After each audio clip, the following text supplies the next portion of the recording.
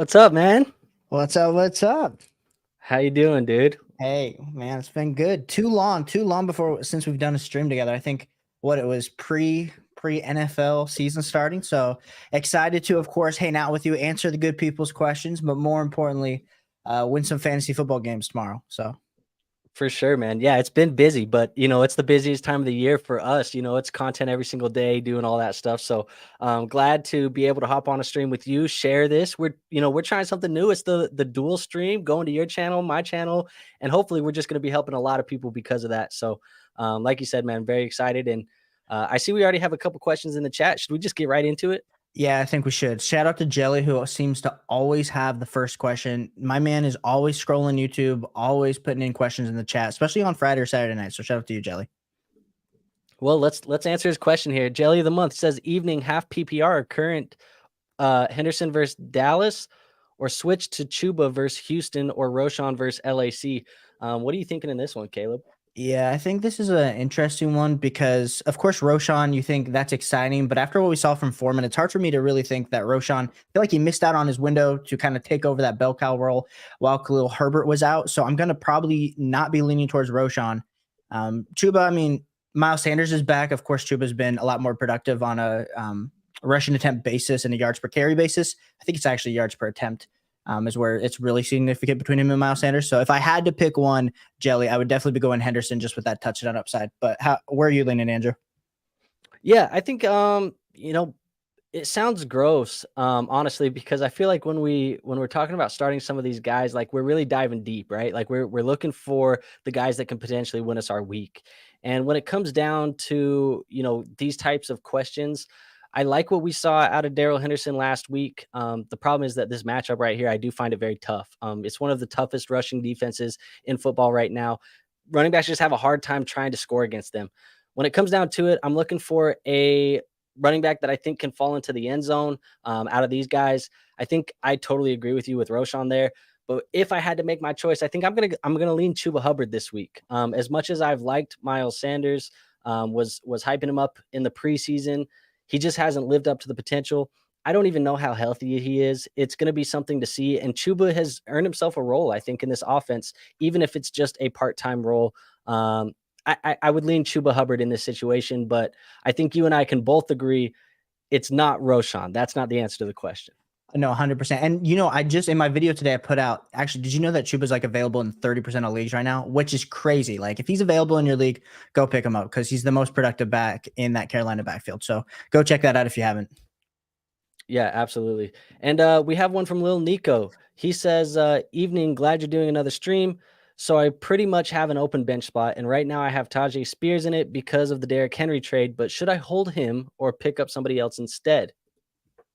So I think a lot of us were hedging our bets with Tajay Spears in the hopes that Derrick Henry gets traded to the Baltimore Ravens, which did not happen, or somewhere along those lines. I don't know if that would have been better for him, honestly, in fantasy. I don't know. But it doesn't really matter because he's not going to get traded according to their GM. We'll see if that actually ends up happening. But if I have Tajay Spears, honestly, I think he's a pretty good stash still, even with Derrick Henry.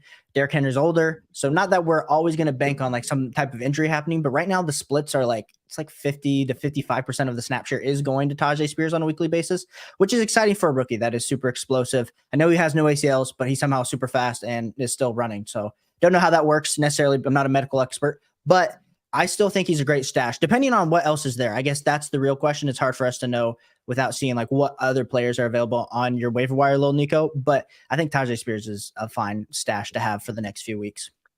Yeah, I mean, I totally agree. I mean, I think if Tajay was on your waiver wire, he would be one of the first guys that I'd be looking to add. So when it comes down to it, like Tajay is going to be a guy that I want on my teams. I want him, even if Derrick Henry is there, which again, you mentioned it, Caleb, but it still hasn't passed. The trade deadline still hasn't passed. I know they said he might not be traded, this or that. How many times have NFL GMs went and said something, and then 2 days later things change and a deal comes across that they have to take? I mean, I think if I was just talking about this with a friend of mine, if I'm the Tennessee Titans, what benefit does holding a 30-year-old running back with this many carries on their body, being paid the amount of money that he's being paid, what kind of benefit does that hold to your roster right now? I don't know. I mean, your modern day NFL GM would probably tell you that they're a liability more than they are a good asset to be holding on to. I think this team, we've seen it. They're not great by any means. I mean, they might not even be good, Caleb. I don't know if you agree with that statement either. But when it comes down to it, I think, there's a chance that they could still go in another direction. And Tajay Spears, like you said, an injury away from being probably a league winning running back, a trade away from being a league winning running back. And even if Derrick Henry is on this roster, he's probably a guy you can plug into your flex most weeks, especially as these bye weeks add up and you have to play more guys because of those buys. So I think he's somebody I would be stashing. And like you said, we don't know who's on the waivers, but I would imagine that Tajay would be one of the better options on that waiver wire. No, 100%. And if you are currently tuning in on either of the channels, whether you're on Andrew's channel or you're tuning in right now, make sure you put those start sit questions in the chat. We want to be able to answer. It's not even start sit, a trade question. If you want us to even do a roster review, we'll both gladly do those for you. And like I said, hit that like button if you haven't already. It helps us out so much. Get more people and get more questions answered, because that's what we're here to do tonight. We're here to answer all of your questions as well. So I think we want to get to Ceph's question next. Yeah, Steve's question, and I'll tag on to that a little bit. Make sure you guys are following us. We have all of our socials down below. If you're following for fantasy football content on YouTube, that's where Caleb and I both primarily post on. So subscribe to both of those YouTube channels. Both of us make content every single day, so there's lots of stuff to consume there. And if you guys want quick hitters over on X, you can follow us on X. Our ats are right there for you guys there below. So make sure you're following on all of those channels for us. Now, like you said, we did have this question next. It was team is Cousins, Jahmyr Gibbs, Josh Jacobs, AJB, Puka, Kincaid, Godwin, and bench is Stevenson, Sutton, Hunt, Zach Moss, Jordan Love, and trying to get better RBs. Thoughts? So I the way that I like to tackle these questions, Caleb, and you tell me if this is the way you like to tackle them too. He says he's trying to get better RBs. So I'm assuming we're not going to trade away running backs, right? So what on this team can we move or potentially be looking at moving for a running back is what I would suggest. Yeah, shout out to Steve, who's been, I think, looking for a running back for the last 3 weeks. You've been asking this in the live stream, so I appreciate you coming back. I'm sorry that you haven't found that running back. And I know always trades and redraft are always hard. But I think it's hard too sometimes when, okay, you're like, I'm weak at running back. I need a better running back. But if we look at his team right now, like having AJB, Puka, like Godwin, like you feel like probably what the wide receivers, the top end wide receivers are probably your strength here, Steve. So I definitely understand Jacob's been a letdown. Gibbs has been last week kind of broke out, but before that has been a letdown. Stevenson's been a letdown. So your running backs are definitely hurting you this season. Kareem Hunt's seemingly picking it up, had 2 tutties that he fell into the end zone last week.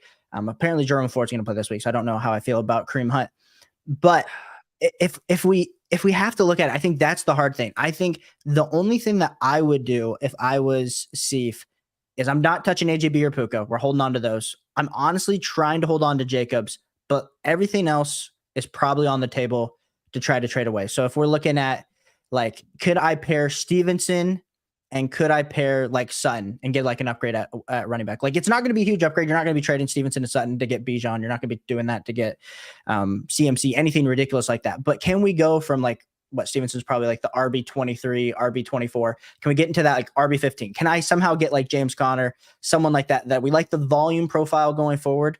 We just haven't necessarily seen it or due to injury. I think those are definitely moves, Steve, that you might be able to make. But Andrew, what are your thoughts? Yeah, I mean, I agree. I think if you're looking to get really crazy, potentially, I think you could explore moving Gibbs. You might be at a chance, and I say this as a guy who really likes Jahmyr Gibbs, and I've been a Jahmyr Gibbs truther, especially in dynasty leagues this offseason, but his value might be at his peak right now, especially this week if he goes out and has a really good performance. We know David Montgomery's coming back. And we know that this offense loves to give David Montgomery the ball. It's not going to matter, I don't think, for you in your dynasty leagues, but obviously in redraft formats, we wanted Gibbs to be a league winner for us. Without that Monty injury, I don't know if he's going to be that league winner.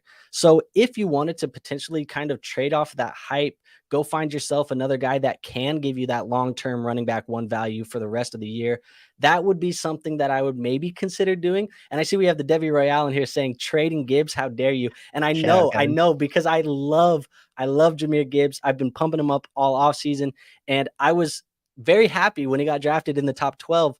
It's just, I think year one, I had high expectations. I don't know if they're going to be fulfilled year one. It's just, it hasn't looked that way so far. But in redraft, maybe trade him. In dynasties, I'm definitely not trading him, but maybe that's something you could do. I don't know. And then I think, just like you said, pairing a couple guys to maybe move up and get a little bit of a better upgrade. Maybe you can trade like you said, Sutton and Hunt, Sutton and Stevenson to go up and get somebody.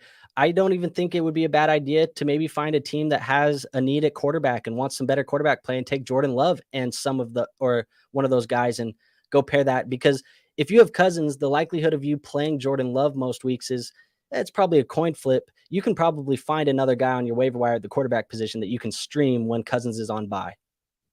No, I agree with you. See, hopefully you can go make some deals. We wish you luck. It's always rough sometimes trading and redraft, but yeah, those are definitely the 2-for-1s is what we're kind of suggesting here. Yeah, absolutely. And then Unruly Drip says flex 1 full PPR, Gibbs or Addison. It has to be Gibbs this week with the volume. Gibbs. Addison looks great though. Unruly Drip. Glad you got both. Hopefully your wide receivers are stacked, so that's why you don't have Addison like as your wide receiver 2 this week. But yeah, no, definitely go Gibbs this week. I think Gibbs has the safer floor and upside like we saw last week. Caleb, where is Jahmyr Gibbs in your weekly rankings? Because I'm going to be honest with you. He is like super high in my rankings right now, like uncomfortably high. I have him on the week. Yeah. So when I made my running back video, I made it on Tuesday night. So I made it before David Montgomery was still questionable. So I had Gibbs as my RB16, and that was like a conservative, like, okay, if someone watches this on Saturday night, like that's where I have him. But now, like knowing that Montgomery is out, I actually have Jahmyr Gibbs as my RB8 this week. And are you higher than that? Yeah. I have Christian McCaffrey running back 1, Jahmyr Gibbs running back 2 on the week. He's made it, folks. I have Jahmyr Gibbs very, very high this week. That matchup against the Las Vegas Raiders is just juicy, man. It's so juicy. And I don't know, man. I think we saw a little bit of the breakout last week. I think it's going to continue going, but I like Jahmyr Gibbs a lot this week. And I know I just mentioned trading him high, but maybe if he does give you that top 2 running back finish this week, I mean, think of what you could probably get in the trade room. No, it's crazy. So what you're saying is in a few leagues, I have Jahmyr Gibbs in my flex spot. You're saying that I need to move him up into my RB1, if not RB2 spot, just to flex it a little bit more, No, because he plays on Monday. So you need to keep him in that flex spot. Keep him in the flex spot. Good call. But we have Arthur in here. Arthur says flex 1, PPR, Ridley, Ramondre, or Damian Pierce. This is rough. It's not Damian Pierce, that's for sure. We talked about it. I talked about how Devin Singletary, also, who I think is a Jag, is out snapping Damian Pierce, out producing Damian Pierce for the Houston Texans, getting like 55% of the snaps right now, which is crazy. So Damian Pierce out. Honestly, Damian Pierce is probably a cut candidate after this week, depending on what happens. So then you're really between Ridley and Ramondre Stevenson. And that's hard for me because it's like Ridley is the upside with the low floor, and Ramondre is like the floor with, I feel like, limited upside. I'm probably still going Ramondre. I don't feel great about it, but I guess that's how I'm looking. Against Miami, the Patriots are going to have to put up some type of points. Yeah, I agree. I agree. I think for me, it's to a point where I do lean Ramondre Stevenson. Some people, care about this. I definitely put some weight into it when I do my rankings. The over-under in this matchup is a lot higher than the matchup it is in the Pittsburgh Jaguars game. So there's going to be more points to go around. Obviously, like you said, it could probably be all Miami's points going around. But that does mean that they're going to have to pass the football a lot. Ramondre Stevenson is pretty good in the passing game. If you're in a PPR, it didn't mention whether we were in a PPR or half PPR, right? Or a standard, it didn't mention that? No.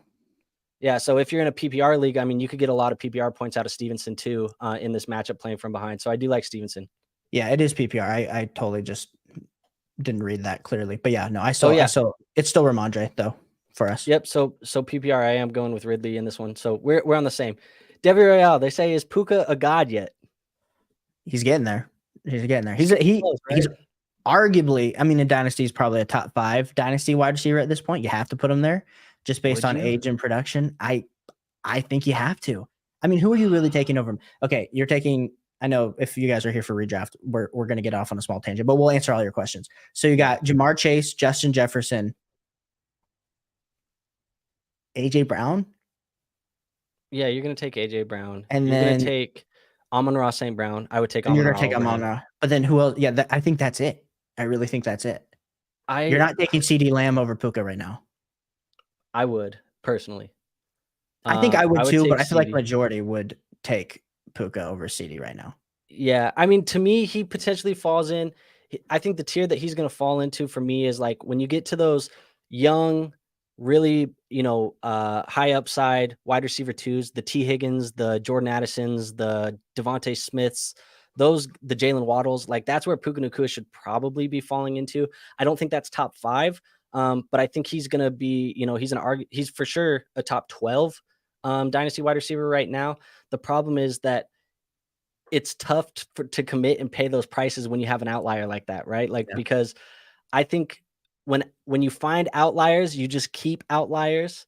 And then when you miss on outliers, you don't usually buy outliers. That's the way that I go about it. I don't know, because the range of outcomes for this type of player is so wide that likely you're going to have to pay up. And I don't know if I'm paying up for Puka Nacua.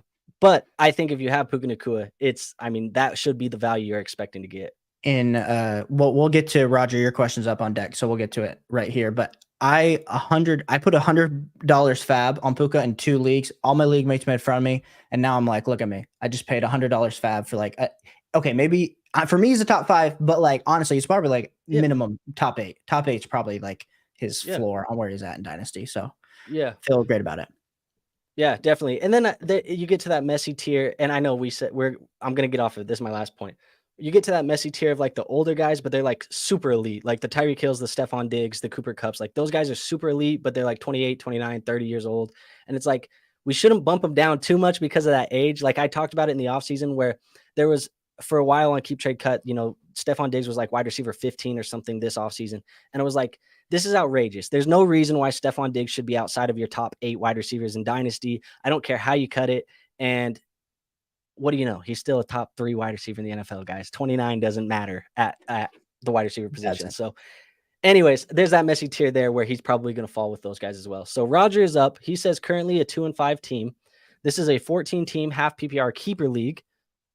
Should I hold ship or make some trades? So he has Jordan Love, Minshew, Calvin Ridley, Devontae Smith, Chris Godwin, Elijah Moore, Jahmyr Gibbs, Najee, Khalil Herbert, Darrell Henderson, A.J. Dillon, Justice Hill, Dalvin Cook, Dalton Kincaid, Taysom Hill, and Logan Thomas. So should he hold ship or make some trades? It's a keeper. I think at 2-5, you have to make trades. Easily, yeah. So I'm with you on that. I think it's hard to keeper leagues are always interesting because I feel like it's hard to give analysis because you don't know where each of these are like draft picked ranked. Yeah, what the keeper is. Like what the keeper is. And so, but based on this team, it's pretty clear to me. Like, I mean, please hold on to like Gibbs. Devontae Smith would be someone that I'm not willing to trade away. But the value's not there in a trade room right now. No. And Kincaid, hold on to Kincaid. You probably got really great value on that. But everybody else, we're open to a fire sale. Whether that's trading for, keeper's always interesting because you have to almost look for next year too value. And there's a lot that can change. I mean, it's dynasty-like, but there's also just so much more variety. So, but I'm definitely making moves. I think some of these running backs like Henderson, Khalil Herbert, even Najee, like I don't think any of those guys are going to probably be providing crazy value for you next year. You're hurting at the running back position right now. Yeah. Like this running back room is really weak. Najee Harris is borderline flex. Khalil Herbert's not playing. Henderson, we hope that he's going to continue to keep this up, but for how long? A.J. Dillon, I think most weeks he's not startable. Like, and I'm saying this in a way, not to be negative about the team, but more so just to show you that, like, I think we need to add some depth to this running back room. And what I'm going to say is, again, Devi Royale's not going to be happy with me because I'm going to mention trading Jahmyr Gibbs, but you could potentially down tier Gibbs into, if you package like Gibbs and a receiver or Gibbs and Najee, you down tier Gibbs to a different running back and potentially upgrade Najee to a different running back as well. That's something that I would try and do just so you can get some more stability in the running back room. You may not be, raising your ceiling, but you're definitely raising your floor. And when you can raise your floor, it's going to give you a better chance to win some of these weeks, especially when you have some volatile options like Devontae Smith lately and Calvin Ridley and Dalton Kincaid. But I think that's something that I would be looking at potentially doing. I guess Dalvin Cook, hold him until Tuesday. There's been rumors about the trade deadline. Potentially he could go to the Rams. Potentially he could land somewhere else as well. Just wait and see. If he doesn't get traded, you can cut him. And then we can try and keep picking guys up off the waiver wire. But I think that running back room would be the first place that I start looking at adding some help. Yeah, no, I'm totally on board with you. And shout out to Kevin with this next. We kind of already addressed it with Jahmyr Gibbs, but Kevin, you can't be out here talking about Jahmyr Gibbs when your Michigan Wolverines are stealing signs. So just wanted to throw that little nugget in there. There you go. All right, Lil Nico's back. He says team is Fields, Stroud, Jacobs, Pollard, White, Spears, Chase, Adams, Pittman, Myers, Nico, Waddle, and Evan Engram. Should I move anyone for a certain position? Any advice helps. It's a 10-man. He's 3-4. Yeah, so in 10-man, we always want to have elite studs. I mean, Chase and Adams, probably why you started off. You probably had a few losses with that Chase being low. But, I mean, Jacoby Myers, that's great. Nico, Waddle, you got a ton of great depth at wide receiver. Jacobs and Pollard, I think we talked about this last week, Lil Nico, where we have Pollard still top 5 rest of the season. Jacobs has just been struggling too. I feel like both of them have been struggling on the off weeks that one has a good game. So therefore, that with your wide receivers kind of being in flux on a week to week is probably what's causing you to be very low. And then of course, Justin Fields getting injured and you have to throw in CJ Stroud, which CJ Stroud's great. But when you're in a 10-man and you're playing CJ Stroud, who's like a back end QB1, then when you're going up against a team that has Josh Allen, Jalen Hurts, Patrick Mahomes, you're kind of at a disadvantage on a points per game basis. So for me, it's probably about figuring out how can we get a better quarterback without giving up a ton of your wide receiver depth. And that's probably the move that I'm looking to make, because you're not going to really be able to tear off of Josh Jacobs to get something like an extra piece. Most people are kind of off Josh Jacobs right now. So definitely I'd be looking at like a Stroud and maybe like a Jacoby Myers or Nico to then get a more improved quarterback, which I don't know. I don't think you'll be able to get like a Lamar, but you might be able to get like a Justin Herbert, which would be fine here. Yeah, and I like that. I like, using one of these pieces to go get an upgrade at quarterback, pairing Fields and Myers or Fields and somebody like that to go get up into that next tier of quarterbacks. One thing that I'd like to kind of stay away from, and one thing that I'm noticing with this roster is I don't like committing too heavily into an offense. And I notice he has Jacobs, Myers, and Adams all from that Raiders offense. And we know that Raiders offense doesn't score a ton of points every given week. So you are limiting upside by having 3 of these guys. Now, I don't mind you having 2. If you have Jacobs and you have Adams, I don't mind that. That's great. I would say Myers would be the first of those receivers that I'm looking to trade just so I can get that extra piece out of this offense, pair him with that Fields or that Stroud with what Caleb was saying and go get an upgrade. I actually potentially like Stroud more than Fields rest of season. So I might say just do it with Fields. He has the name value, and Myers, and go do that. But I think really all these other positions, for the most part, you're okay. Pollard and Jacobs, I think you're fine there. You have some upside with White and Spears long-term, and some guaranteed volume with White. White's been looking a little bit better each and every week. I liked what he looked like on Thursday Night Football. They're using him in the passing game. Should be a good running back 3 for your team. And then I like what you have in Evan Engram. Like he's a very solid tight end for you most weeks. So I think outside of that, I don't know if there's really any other position that I think you do need to tier up in other than that quarterback. And I do like what Caleb said. Take Myers and Fields and tier up at the quarterback position. Totally agree. Shout out to Unruly, has AJ Brown and Sun God. That's the reason he's not starting Jordan Addison. Very much so. Fair enough. On board with that. All right. John says half PPR needs one between Mixon, Hunt, and Foreman. Also, DJ Moore or Addison. So 2-part question here. So the first part of the question, Jacob, which of those 3 guys are you taking? To me, this isn't very easy. So when we're talking the DJ Moore Addison side, I'm taking Addison on that, which might be not what you would say. I'm taking Addison as well. Okay. And then on the running backs, I feel like I'm leaning Kareem Hunt, but that's also really. But that's also because I have Kareem Hunt a lot higher in my rankings this week. But I saw Jerome Ford logged of practice today. So if Jerome Ford is actually going to be playing tomorrow, then I probably will be going Joe Mixon, but I don't love it. Fair enough. Well, I'll tell you this week, I have Joe Mixon as my running back 17. So I have him as a mid-range running back 2 for you this week. Right now I have Kareem Hunt as my running back 27. So I have Mixon a lot higher this week. I think Mixon is going to be fine. I think he has a very safe floor as well. And there's a good chance that he scores a touchdown in this matchup. I know that, they play San Francisco, but they're going to need to this game. They're going to need to score a lot of points, right? Like the Bengals and the Niners, they're going to put on a show for us. These are two of the better teams in football, supposedly. I know the Bengals record doesn't show it, but this is one of the better teams in football. So I think Mixon's going to find himself in the end zone. Don't. I'm not betting the house on it, but I think there's a good chance. So I would lean Mixon, and then I would go Jordan Addison. So we're the same there, but it sounds like neither of us are going Foreman. Yep, that's how I agree. Cool. All right. Debbie Royale says, keep grinding, guys. I see you crushing the views in the channels. Hard work pays off. So we appreciate them over the Debbie Royale. Lil Nico, I did get a trade offer. I trade away Pollard for Bijan. Thoughts?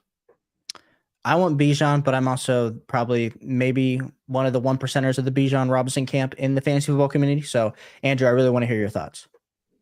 Yeah, I actually, my gut tells me right away, I was like, I want Bijan out of these ones. But I still think Bijan has the highest upside. If you're going for a league winning potential running back, Bijan Robinson is that guy for you. I think both of these guys have similar floors. Arthur Smith gets all the hate from the fantasy community because he apparently wants to just destroy every fantasy football team in the history of the planet of the earth. So Arthur Smith just hates all of us. It is what it is. So maybe he lost too many of his fantasy football leagues. So now his goal is to let the world burn. So it is what it is with Arthur Smith, but I do think Bijan Robinson is the higher upside play here. I think my advice would be, if you have a good record and you're a winning football team, why not swing for the fence with Bijan Robinson? That's a potential championship winning move. If you're a bad team and you need upside, why not swing for Bijan Robinson? I feel like it just tells me I should be going to get Bijan. I like the trade for Bijan. On our channel, we like to say, or I guess I say "our" because it's all these people, but we always say, like, if you're not first, you're last. So Bijan Robinson, that's a first place move. Tony Pollard could be a league winner. Like, we just haven't seen it up to this point. So give me the guy that we think is going to actually be the league winner. He's just dealing with a coach that, he's a player's coach though. Bijan had a migraine and he said, you know what, bro, no carries for you, except we need you in the last series. So get in there. Like, I don't know. Yeah. Very weird, because there was like a free square on Underdog where it was like Bijan Robinson for half a yard, and he had 0 yards all the way up to that last final carry. And it was like, that is so weird that he needed a half yard and he got 3 yards to finish the game. Anyways, it was very weird. But appreciate you, Lil yeah, Nico. man. Yeah, definitely. And what I was gonna say too is Tony Pollard's great. Like, he's been great. And I mean, he hasn't been great, but he's a great player. He's somebody that you can have. I think one thing that does slightly worry me just a tiny bit is I've heard rumblings of Dallas potentially be like reaching out to see what Dalvin Cook's availability is, and some of these others. They had success in the past when they were spelling Pollard with another back. And I don't think they have that other back on the roster right now. They kind of need that ground and pound grinder. I'm worried they're going to add another back here at the deadline, and then you might really want Bijan Robinson if they do add another back. Yeah, I think we both agree. Bijan is the answer. Yeah. So Lon says, my first question in my touchdown heavy scoring format. Pick 2 of the 3 to start. Ayuk, Zay, Christian Watson. So that's the first question. Second question is full PPR flex spot. Miles Sanders, Brandon Ayuk, or Jordan Addison. Yeah, so we're going Ayuk and Zay Flowers for the first part. And then the second part, I'm going, second question, full PPR flex spot. So I guess we're assuming this is another league. I'm going Brandon Ayuk over Jordan Addison. I totally agree with you on both of those statements. I think Ayuk and Zay Flowers. Now he does say it's a touchdown heavy scoring format. So Christian Watson, he's definitely a red zone target for them. But I just don't see the Packers being in the red zone as often as those other 2 teams this week. So if it's a heavy touchdown scoring format, I lean those 2. And then Brandon Ayuk, man, he's a dog. He's been a dog all year. He's somebody I've been high on. I have him as the wide receiver 10 this week in PPR leagues. Like, he's going to be a wide receiver 1. in my rankings. So it's hard for me to say you're not playing a wide receiver 1. So Brandon Ayuk for both of those questions to me. Boom. Truth says, are we playing Derrick Henry this week or what? Truth, it depends on what you have behind Derrick Henry. I have Derrick Henry in a few spots, RB2 flex spots, but that's just because of lack of running back depth and or better options. So it kind of depends, Truth. So feel free to give us like more of your team so we can tell you exactly. But I should probably pull up where I have him this week. He's my running back 20. Yeah, I had my flex. And that's PPR. That's PPR, by the way. Yeah, I have him as running back 18. So I mean, you're probably playing Derrick Henry unless you have amazing, running back depth, and somehow you picked up. I guess there's really no one that you would have picked up here in the recent week that isn't injured. So I'm probably playing Derrick Henry. Yep, exactly. All right, Unruly. He has another one here. He says currently 4-3: Purdy, Kyler, Bijan, Brees, Gibbs, Javonte, Sanders, AJ Brown, Amon-Ra, St. Brown, Addison, Christian Watson, Judy, JSN, Kincaid. One of these guys must be dropped once Kyler gets off IR. So who is the guy who must be dropped? I'll tell you who I think it is. I think it's probably Jared Judy, but it could be Sanders. It's probably either Sanders or Judy for me. You could argue it's JSN, but I think JSN is going to turn it on. So Judy or Sanders for me would be the call. I would agree with it being Judy or Sanders, but I would be dropping Jerry Judy over Miles Sanders at this moment.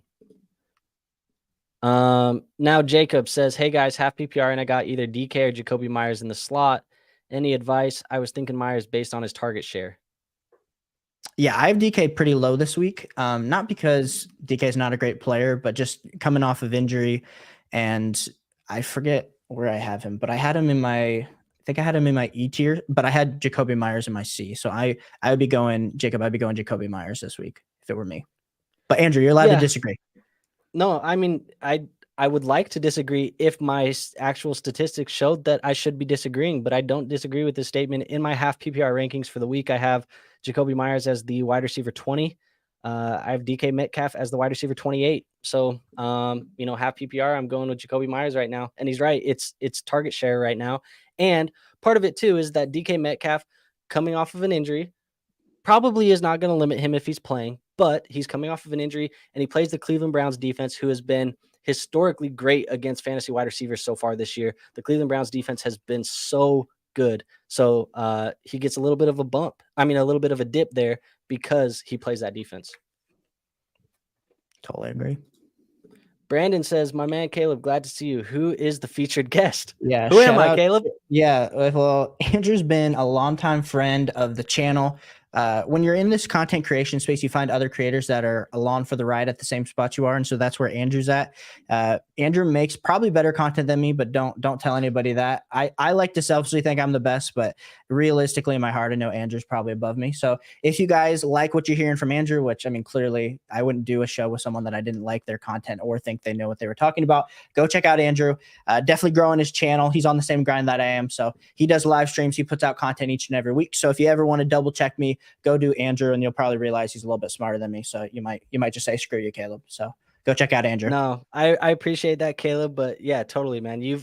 You and I, we both found each other a while back. I mean, we've seen each other. When did we find each other's channels? Like we were both at like what, 200 subs or something like that? Like we were. Yeah, I feel like I found you. This would have had to be like March or April. You had like a Dynasty Cornerstone video that went like super viral. I started making content on Valentine's Day. February 14th was my first video. Bro, how'd your wife feel about that? She's like, I think we did something. I mean, you know how it is in YouTube. You recorded the day before and then you post it the next day just so you can schedule it out. Like, so, Valentine's Day, I didn't mess up. I was still hanging out with her on Valentine's Day. We just wanted to double check here. Everyone, we got some love questions that pop up in the live stream. So the people like to hear that you're, doing fine. So.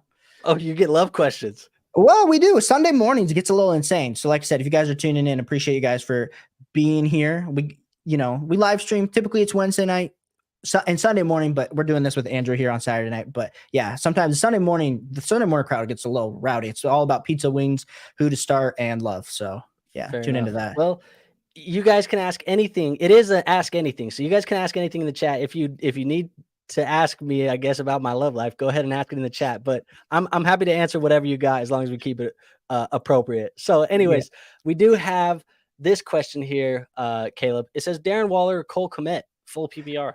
Darren Waller. Yep, Darren Waller. Let's see. Brandon says, hope you guys are doing well this evening. So appreciate you being here. He says, sat Kincaid this week, but who do you prefer over the next few weeks, Kincaid or Goddard? Well, if Dawson Knox is out, you're throwing Kincaid in there based on what we saw. But if it was like, if we know Dawson Knox is back, I think it's going to be one of those games where I'll just throw Dallas Goedert in that lineup that week, hoping that, there's the touchdown upside that we see kind of on a weekly basis. And then, but if we do see that Kincaid is going to step into this, like the wide receiver 2 role for the Bills, which I think we all thought in the dynasty community and when he was getting drafted in the draft, that's of course where you draft a rookie tight end in the first round. That's your goal for him, especially as a pass catching tight end. So I think if we see that like the first week with Dawson Knox back, boom, I'm all in on Dalton Kincaid over Dallas Goedert rest of season. But I'm glad that you have both options because you don't ever want to just deal with one huge week and then it's like, boom, Dalton Kincaid's my tight end. Don't want to fall into the fool's gold trap. Yeah, well, and I like too that he kind of says, who do you prefer over the next few weeks?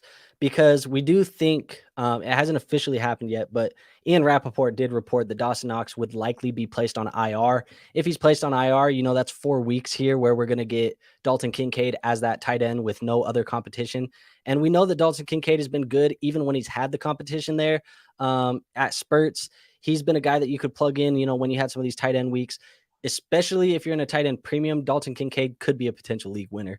But I think Dalton Kincaid over the next few weeks, he's going to be the guy that I lean. The offense is just a little bit higher scoring. There's a little bit less competition.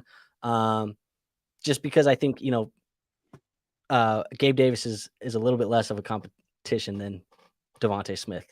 And so it is the guy that I lean there. Now, I do think that Goddard is still going to be great over the next couple of weeks. So you sounds like you have 2 good options, but you should probably be able to stream between both of them. But Kincaid would be the guy I pick if I had to pick one. Yeah, no, I'm 100% with you, Andrew. All right. He says Aaron Jones or Nico Collins in the flex, full PPR. Man, am I going to do this? Am I going to say Nico Collins over Aaron Jones? Is that insane? I think it's a little insane, but I'm going to say Nico Collins. Going with my gut. I don't know what my gut's telling me, so I'm referencing my sheet right now. Okay, but just to be fair, I just referenced everything. I said what my gut said. I have Nico Collins 3 spots higher than Aaron Jones, so I'm still with my rankings, but I hate to say a Michigan guy, but we'll throw Nico Collins out there. I'm going Aaron Jones. That's what my rankings are telling me. They tell me to go Aaron Jones. So I'm going Aaron Jones. Very similar matchups as far as, over-unders. It's within 2 points of each other. The spreads in both of these, I know, Caleb, you're not much of a bettor, but I do think that these sports books are very smart. They're very savvy. They kind of tell us a lot about what potential game scripts could look like. And so I like to reference them in my fantasy analysis. And it does look like the spreads are very small. So both of these should be competitive game scripts with the implied team totals being very similarly matched as well. So this is I see why it is a start-sit decision because both of these guys should be very close in rankings. I think for me, I just lean with Aaron Jones. I also like the potential of Aaron Jones falling into the end zone just a little bit more than I like Nico Collins. Yeah, well, Brendan has really good team, so his start-sit questions every week are rough. So hopefully you go. Good. So Brendan, you decide. I know I've led you astray on a few weeks, so you do you. Except I think I told him not to trade away Breece Hall. I'm trying to remember. I think that was you. And so that was like my one legendary decision for you this year. But well, the good thing is too, when you kind of do it like this, where you have your thought process, my thought process, we can kind of give both sides of the coins at times and then let the listener be able to take the information that both of us have and then make a better decision. Because ultimately that's what we're doing, right? It's hard for us to go in there and make those decisions for your lineups every single week. But what we're good at doing and what we can do is we can give you information to help you make a better decision, help you make a more informed decision. And that's what we're here to do, is help you guys make those decisions better and make them more often on your fantasy football teams each and every week, rather than actually going in and helping you set your lineups every week. 100%. So Mace is here. He says, I am in a half PPR league. For my third flex spot, would you rather start DeAndre Hopkins or Rashee Rice? I lean Rashee Rice. I lean Rashid Rice too. It sounds nasty to say. It just, the fact that we are throwing DeAndre Hopkins. I mean, you were having to draft him in the 4th, 5th round of your redraft league with the hopes that him and Ryan Tannehill and this offense was going to look good. I don't know whoever. I wasn't really pushing that narrative that DeAndre Hopkins was. I thought wasn't like either. 5th. I think back into the 5th, early 6th was kind of appropriate for him. But Mace, yeah, go Rashid Rice. You'll thank us later. Yeah, I mean, I think for me, man, it also comes down to we're going to be seeing Will Levis and Malik Willis potentially QB by committee this thing. They do play Atlanta. AJ Terrell, the starting cornerback for the Falcons, has been phenomenal this year. He's looking like he's probably going to be a Pro Bowler. So AJ Terrell, he's going to be covering, and then he's going to be getting some pretty, I would expect, pretty poor quarterback play. I know we don't know what Will Levis is yet, but I'm expecting it to not be great, at least in week 1 of his NFL career. No, I'm totally with you. So Griffin says, similar question, full PPR, Stroud, AJ Brown, Chase, Swift, Gibbs, Kincaid, Downs, Ayuk, JSN, Roshan, Spears, Henderson, Dell, Fields, IR with Achane and Kyler. What are your thoughts on this roster for the rest of the season? And Griffin, he's a long-term he's in all my live streams. So thank you for being here, Griffin. If you haven't checked out Caleb, go watch Caleb's stuff as well. Well, Griffin, we appreciate you being here. Thanks for supporting Andrew, as well as if you're tuning in and you guys haven't checked out Andrew's channel, we'll do a lot more collabs. You'll see him on my channel. I'll be on his channel a lot more, probably towards more of the off season time. But like I said, we do this because we're friends and we support each other's content. But especially now that we know we can do this, where we go to both people's channels. Yes, we did. We just figured it out. Shout out to Andrew for being the tech whiz. But thoughts on the rest of the season with Griffin's team? Yeah. I think Griffin's team set up for success. I mean, you got Devon coming off of IR, where hopefully Fields comes back. I mean, I don't know what that timeline is going to be. At least you have Stroud to kind of hold you down. I think that's probably the biggest concern, Griffin, for like the rest of the season is how is Stroud going to, I mean, I assume he's going to continue to do what he's going to do, but like, can those QB 8 to 9 point per game numbers hold you through the rest of the season? I think you have such a good team around them, though, with AJ Brown, Chase, upside at wide receivers, great with them, and Downs and Ayuk. And then you, of course, have Swift, top 10 running back, and then Gibbs, who we've talked about, like maybe you sell Gibbs. Like maybe this is the time for you to go sell Gibbs and try to get someone that's maybe going to be a little bit more safer for you down the road. I don't know. That would be my thought with this team is to potentially figure out if we can flip Gibbs into someone. I don't know. I said James Conner earlier. Not that I love James Conner, but like someone like that, because you're not going to be able to trade Gibbs for a top 10 running back type, but can we get just a high end mid RB2 that we know that's going to get the volume that's going to give you solid fantasy points on a week to week basis? Yeah. I mean, I think if that's the deal, and you, like you said, I'm allowed to disagree with you here, Caleb. If that's the deal that I'm getting for Gibbs, I'd rather just hold Gibbs. I think the upside of Jahmyr Gibbs, I'd rather take a little bit lower of a floor out of him because the ceiling is so much higher than a guy, I think, than James Conner. Now, also, I don't know what that looks like when Kyler's back. You mentioned he might need to go get a quarterback. He does have Kyler on the IR. When Kyler plays, he's this top fantasy football quarterback. He's always been this top fantasy football quarterback. So we'll see what happens there. I do think, I do agree with you a little bit where I think that this team is a very good football team. It should be a competitive team going down the line. And you do have some upside there with guys like Downs, JSN, Roshan, Spears. Like there is upside here. So overall, a very good football team. I think you're very good. I don't know if I have like any moves that I feel like you need to make right now, but overall, I think this is a very good roster moving forward, and I would be comfortable if I had this as my roster right now. No, easily. Griffin, you have a dream team. Like I know I said what I would do to try to change it, but honestly, if you just held this thing until Devon gets back, until Kyler, which I think people need to realize too, Kyler's ceiling is not as high as what I think a lot of people think. Like I think he's probably more in that like QB 7 to QB 8 range rest of season. If he does play, he's just not, I don't think he's going to be able to hit that top 4 quarterbacks just due to probably not him being as mobile, just coming back off that ACL. Yeah, no, I totally agree. But I think you can plug him in over Stroud some weeks. Oh, easily. Like, yes. And you can play those matches between Stroud and Kyler the rest of the year. And both of these guys are probably going to give you low end quarterback 1 numbers for the rest of the season. That's the way that I view it. And I do really love, this is a sidebar, I do really love Kyler coming back for Hollywood Brown. Hollywood Brown could be a potential league winner moving down the line. Agree with you.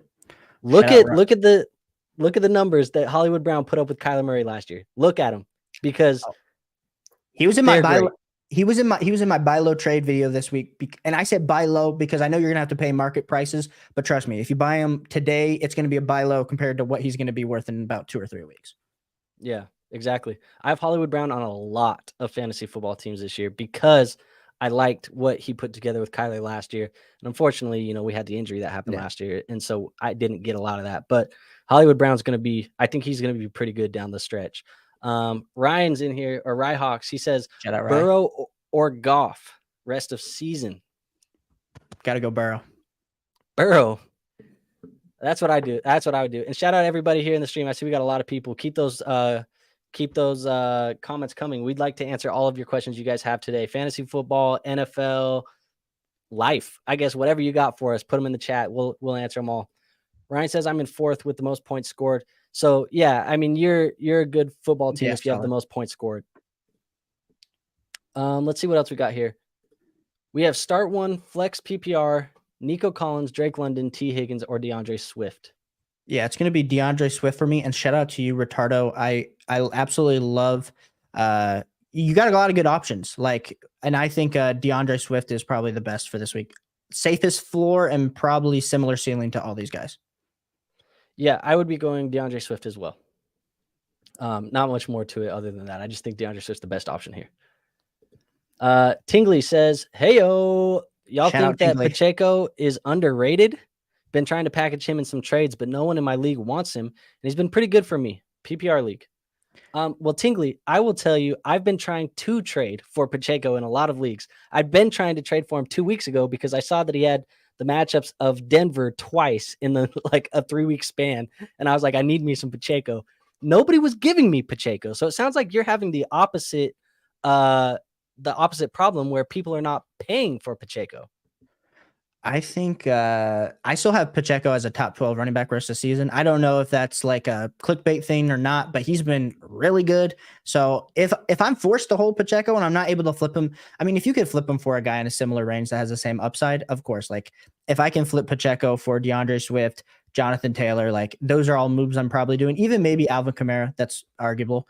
But if I can't do any of those guys or maybe any of the guys above that and I'm stuck holding the bag on Pacheco, I'm completely fine. Like you said, the matchups, and he's playing for the Kansas City Chiefs. He will fall in the end zone at least once a game when you're playing for the Chiefs. So good. Yeah, it's a pretty good bet. One thing to note too, that the matchup this week is against Denver. They've been horrific against running backs, and they're supposed to get somewhere between 6 and 14 inches of snow this week, which means we're going to have to run the damn football. Pacheco might be in line for a double touchdown week here this week against the Denver Broncos. Good chance there. So you might be very happy to have him on your roster this week. And potentially, if nobody was paying now, maybe after this week they will. Great. All right. Rye says, thoughts on Waddle and Debo for Ayuk and Burrow? I guess it depends on if you need a quarterback. But yeah, I think I'm still.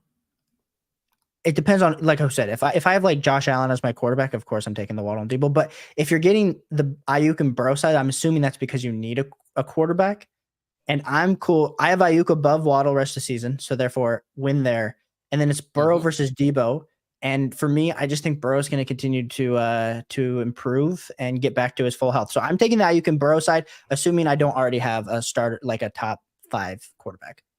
Yeah, I totally agree. And you said it. I was going to say it if you didn't. If you don't have a top 5 quarterback, I'd take the Burrow side. If you have a top 5 quarterback, and Caleb, maybe we can list those top 5 quarterbacks. If you don't have Mahomes, Allen, Hurts, Herbert, and Lamar. Yeah. If you don't have one of those 5, you take the Burrow side. Easy. All right. Dumpy says, can you help me with my lineup? Must-win week. Do I start Lamb or Brees? Full PPR, Eagles defense or Niners? So 2-part question here. Yeah, Lamb or Brees? Yeah, so I'm doing Brees over Lamb. And then I'm doing Eagles over the Niners defense. Even though the Niners have been super solid, it's just matchup based for me. 2 elite level defense. Yeah, Niners playing Bengals. Eagles are playing Commanders. So, Yes. I'm taking the Eagles and Brees, but hopefully CeeDee Lamb eventually gets it going because I'm so sick and tired of CeeDee Lamb being kind of mid. Yeah, I mean, he says it's full PPR. My rankings are telling me that I should be going with CeeDee Lamb. And it's comes down. I know I've mentioned it a couple times to you now, Caleb, but that over under is a very, very different game script that we're projecting here. It is a 46 point over under in this Rams Cowboys game. It is 35 points in that Giants Jets game. So with the Brees Hall, you're hoping that it's just a slow, they're going to run the football. He falls into the end zone kind of week. I like the chance of Lamb kind of getting more into a shootout here with the Rams where he catches a touchdown, potentially catches 10 balls. It's a chance that could happen over here with CeeDee Lamb. I just think CeeDee has the higher ceiling. You say it's a must-win week. When it's a must-win week, I am shooting ceiling, and CeeDee Lamb has it. That I have them 2 spots apart, so I'm really close. So you could Okay. convince me to all of a sudden switch my rankings, but Fair enough. And then when it comes down to the defenses, I'm on the same side with you. The Eagles have a better chance at getting some sacks, better chance at getting some interceptions, and that's what you need to score points with your fantasy defenses. So those are the guys that I'm going to be going with the Eagles over the Niners. Brandon says, well, glad to meet you, Andrew. If Caleb rocks with you, I know you're a quality man. I appreciate you, Brandon. Thank you so much. Dumpy says, are we also starting Bijan this week? Absolutely. depends on what you have. Unless you have like what CMC and who else would I have to start over him? Austin Eckler, maybe Alvin Kamara, Travis Etienne. Like those are the only running backs I'm really starting this week over Bijan. And like if you have 2 of those guys, congratulations, you have then I'm probably putting Bijan in my flex. But unless you have this absolute loaded roster and you're playing in like a 6-man league, I think you're probably starting Bijan. There are 12 guys that I have over Bijan this week. If it is not one of those 12 guys, absolutely 100% you should be starting Bijan. That's why I say it. The 12 guys that I have above him, I'll list them for you real quick, Caleb. CMC, Jahmyr Gibbs, Austin Eckler, Alvin Kamara, Tony Pollard, Travis Etienne, Raheem Mostert, Isaiah Pacheco, DeAndre Swift, Breece Hall, Saquon Barkley, Kenneth Walker. If it's not one of those 12, it's Bijan Robinson. Boom. Let's see. Lil Nico says, the guy in my league is not willing to do a trade for Justin Herbert. Any other QBs that I could possibly get for Fields and Myers or Stroud and Myers? Thanks.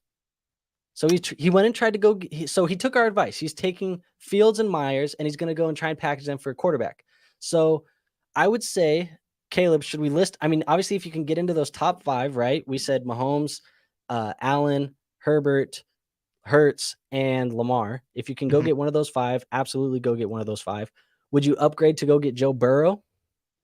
Joe Burrow could be there. Or the other thing is too, Lil Nico, you have such great wide receivers that if I really have to, like, I would go flip and be like, hey, if you don't want Jacoby Myers, then like, let's go try to get Nico, throw Nico in there and see if that moves the needle on that. And if not, honestly, I think you could probably go all the way up to Pittman, which depends on how you look at Pittman rest of the season. But with your depth at wide receiver, like I have a lot of these guys in similar tiers. So I would be willing to even maybe upgrade your wide receiver with your quarterback to get the deal done. Yeah, and if you wanted to, take the advice that I had where I didn't want to be so pot committed into that Raiders backfield or that Raiders offense, maybe you take Myers and you try and flip Myers for like a Deontay Johnson just to get out of that, a 1-for-1 swap. Maybe somebody has Myers a little bit higher. You can go get Deontay Johnson and make that swap so you're not as committed. I would say 2 other quarterbacks, and this is just for me, Caleb, you can tell me if you agree or not.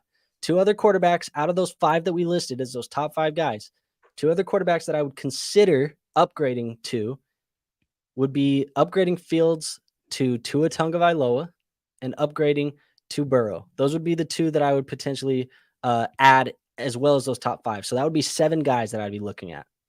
I agree with you. After that, I think there's just a significant drop off on a week-to-week basis. So yeah, because then you're looking at like the Goffs, the Dak, the T-Law, Kirk Cousins, like that's where you're at. 100%. Yeah. So let's see what else we got here. Eugene, he says Calvin Ridley or Bijan Robinson at the flex. It's a PPR league. Bijan. Yep, I agree. Truth says, I can't believe I have to ask this, but should I sit Jacobs for one of Roshan, Gus, Henderson, or Foreman? FML. I love truth. Honestly, I'm still rolling out Jacobs. I have him higher than all these guys this week, which it stinks. It stinks. Don't get me wrong, it's bad, but I would still go. I would still go Jacobs. It's close between Jacobs and Henderson, but I'm still going Jacobs. Yeah, man. FML, that's funny. I'm going Jacobs still. I can't bench Jacobs for those guys. Jacobs, he's running back 16 for me this week. So, mid-range running back 2 probably for you this week. It hasn't been good for Jacobs so far. Definitely not what it was last year. The touchdown numbers have come down quite a bit. Reception numbers are not there. But these guys that you listed are just Jags. I mean, they're filling guys. They don't have the ceiling that Jacobs has for you. And I know it's been bad, but we know that Jacobs still has that ceiling, so I'm taking Jacobs over them. I've been waiting for this comment. Shout out to you, Top MF. I appreciate you being here. Why have you been waiting for this?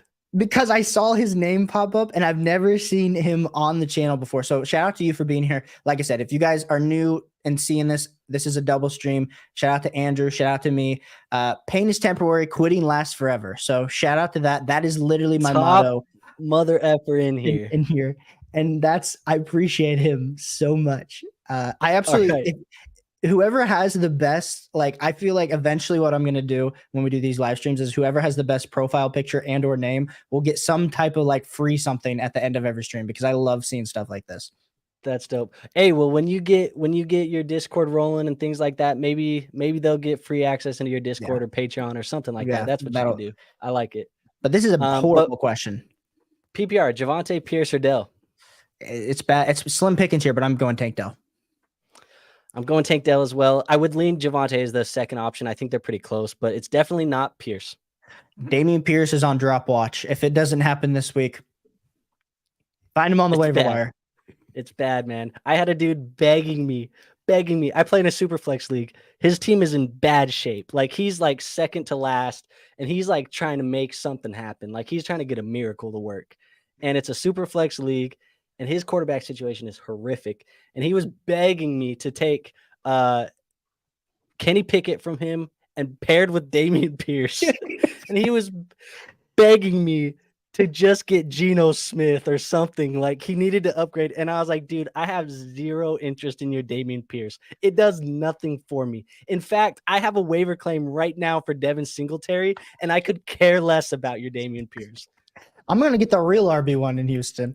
Yeah, dude. And I do not want that. And also, Kenny Pickett seems like he can't throw a touchdown right now, so I don't want him. So anyways, we got another question here from Brandon Peterson. Shout out Brandon. He's I play in tons of leagues with Brandon. He's a good friend of mine. He says Bryce Young or Tyson Bagent, man. I'm going Bryce Young. I know he's doing this. He's doing this to troll me because he continues to tell me, and I don't look, man, Caleb, you tell me. He's trying to victory lap already that Bryce Young is a bust because he knows that I've been pumping up Bryce Young this offseason. I said I really like Bryce Young. I thought he was going to be a good quarterback. I was really high on him in dynasty leagues. He's telling me Bryce Young's a bust, and he's victory lapping it. I told him it's way too soon for him to be victory lapping. So soon.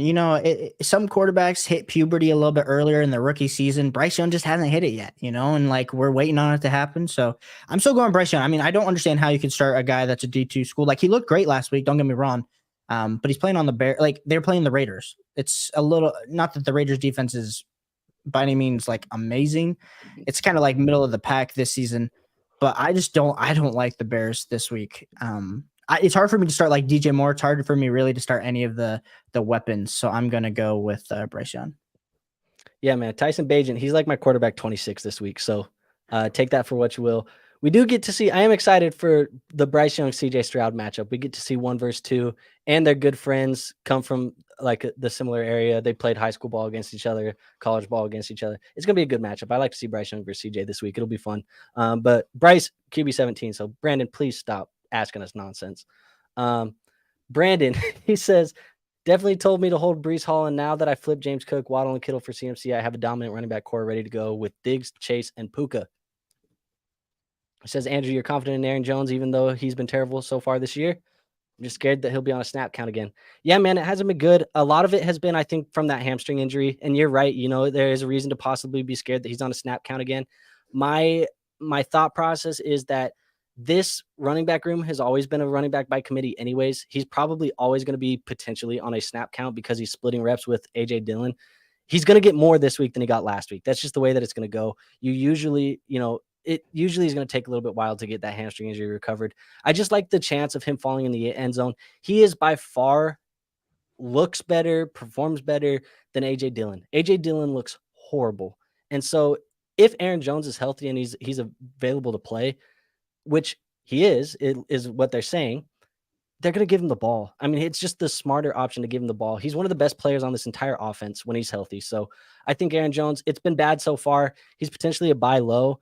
I've been looking to buy him on a potential couple contending dynasty teams because I know people feel that way. They feel burnt by Aaron Jones. They feel upset. The price is probably pretty low for Aaron Jones in some of these leagues. But I think the second half of the year could be a lot better than it has been for the first half. So it's coming. It's just, I don't know if it's this week, but it's coming. And I wouldn't be scared to start him this week if you had to. Caleb, do you have any thoughts on that? No, I agree with you. Perfect.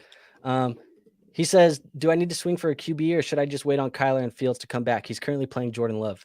I don't know if you have to swing. If you get a deal done, you get a deal done, but I'm not panicking if I don't. Mm-hmm. All right. Start one in the flex. PPR, Ridley, Deontay, Rice, Bourne, Goddard, or Pierce. Deontay. Well, I agree. I totally agree with you. I was going to make the joke again. Well, it's not Pierce, but it's Deontay. I think that's who I'd be playing. I might play Rice over Ridley. Would you consider that? I need to double check my rankings, but it's close. It's close. I think I have them Actually, in the same tier. I lied because of the snow that I just mentioned. I would True. Potentially. Yeah. Braden said, and Caleb, give yourself more credit. I wouldn't tune in all the time if you weren't putting out quality content. Keep up the great work, my man. Nah, I'm just hyping up Andrew. That's what it is. We're both over here grinding. So appreciate everyone for tuning in here tonight. Brandon says Gibbs' ceiling is capped because of Monty. And I agree. That's why I said he's potentially a sell high. Dumpy says full PPR. He's 6-1, has Tua, ETN, Bijan, Diggs, Amon-Ra. That's his lineup this week. Does he start Hall or Lamb in the flex? Must win moving forward. And we answered this one, I think. So you said Hall, I said Lamb, but you said it's very close for you. So Dumpy, you flip a coin this week, and whatever fate decides is who it's going to be. And so if Breece Hall goes off, you go and bash Andrew. But if CeeDee Lamb goes off, you come back to the channel and leave me like a hate comment in my YouTube comments. So just so one let or me the know, other. Dumpy. Yeah, let me know, Dumpy. Yeah. Griffin, he says fingers crossed for a King Henry trade. Do you want Henry to be traded? I do, but at this point, it sounds like it's not going to happen. So I just Where would you like to see him go if he does? Oh, I think Baltimore. I think a lot of people are worried that him going to Baltimore is not going to get the volume, but I like Baltimore. I could see Dallas being pretty valid, like Derrick Henry being the more prime last year as Zeke Elliott. But I feel like that also does cap his ceiling. But his ceiling's already being capped with Tajay Spears. So I don't understand, like, everyone's like, well, he's going to go to a committee. Well, it's like, you're not looking at the stats. Dude's like only playing 50% of snaps anyway. So I think those are the two spots. If not, then let's just keep him on the Titans and hope he does what he does. Yeah, I would agree. I think Baltimore would be my favorite spot for him to go right now. But I'm more so excited, or was excited, or am excited, whatever it's going to be, if he does get traded because of Tajay Spears. I think I love what that does for Tajay in Dynasty. So been a big fan of Tajay. Dylan says, what's up, boys?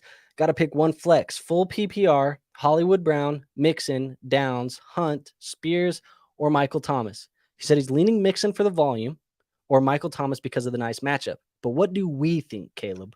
Yeah, so if I had to rank it, I would go Mixon, Hollywood, Downs. It would be how I would rank this. Yeah, I would go Mixon first, Hollywood second. And I think it's a toss-up between Downs or Thomas. I don't care either way on those ones. And I think Hunt's in the same tier as those guys too, so it doesn't think it matters to me. But if I got to pick one, I'm going Mixon. Yeah, Sam. He says, also an uglier question. Got to start one running back, full PPR. Roshan Ford, if he plays, Singletary, or DeMercado. Leaning Roshan, but the way Foreman played. I think that's hard. So of course you got Ford.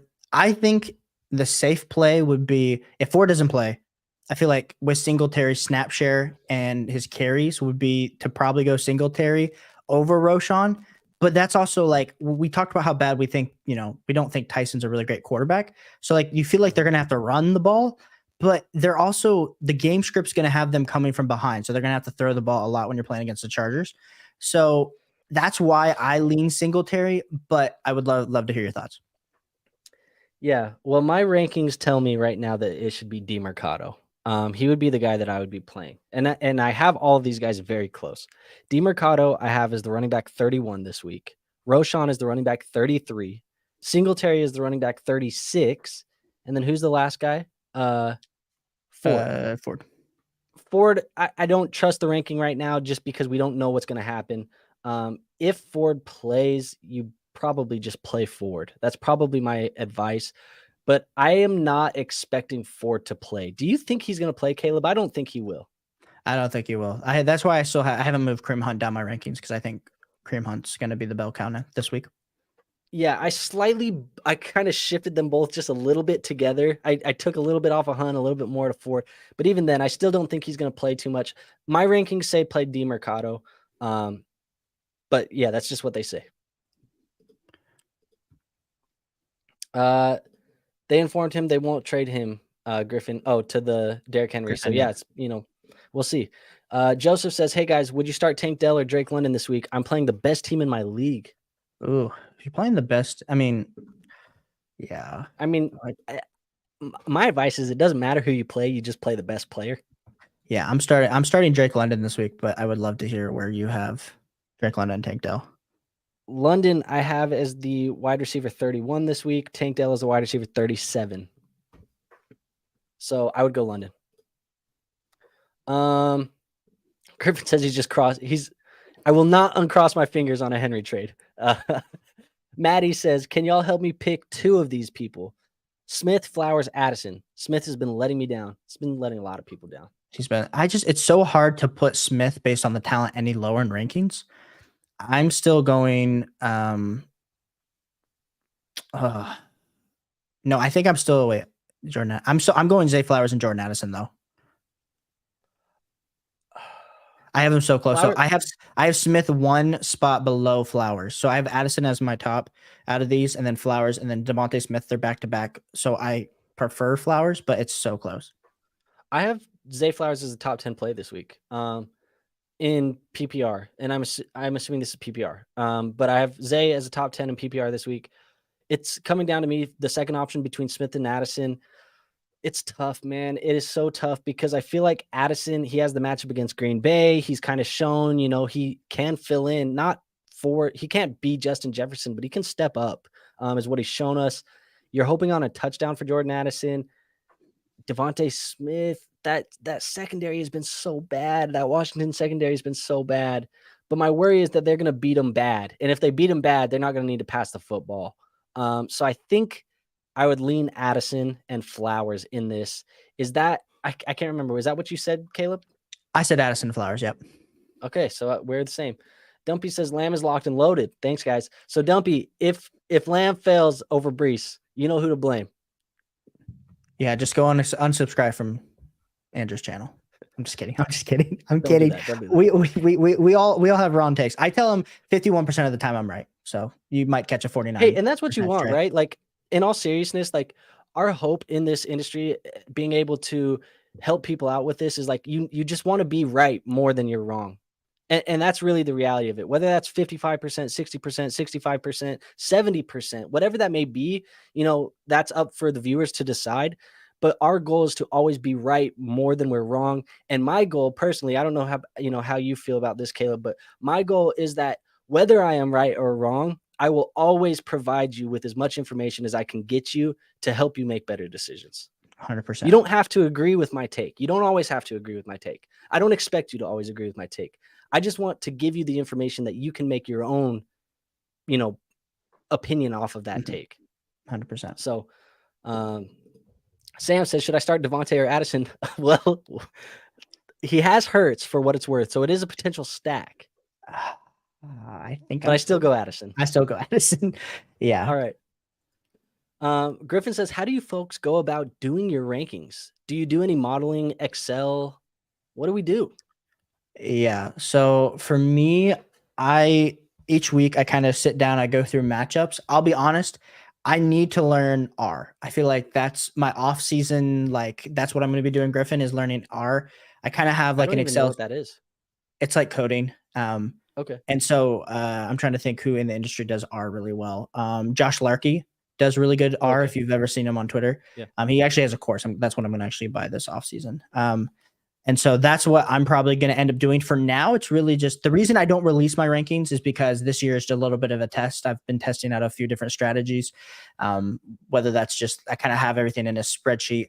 Then I deal with, of course, the rankings. We deal with weather related. We deal with stats, like all that kind of thing, kind of like adjusting.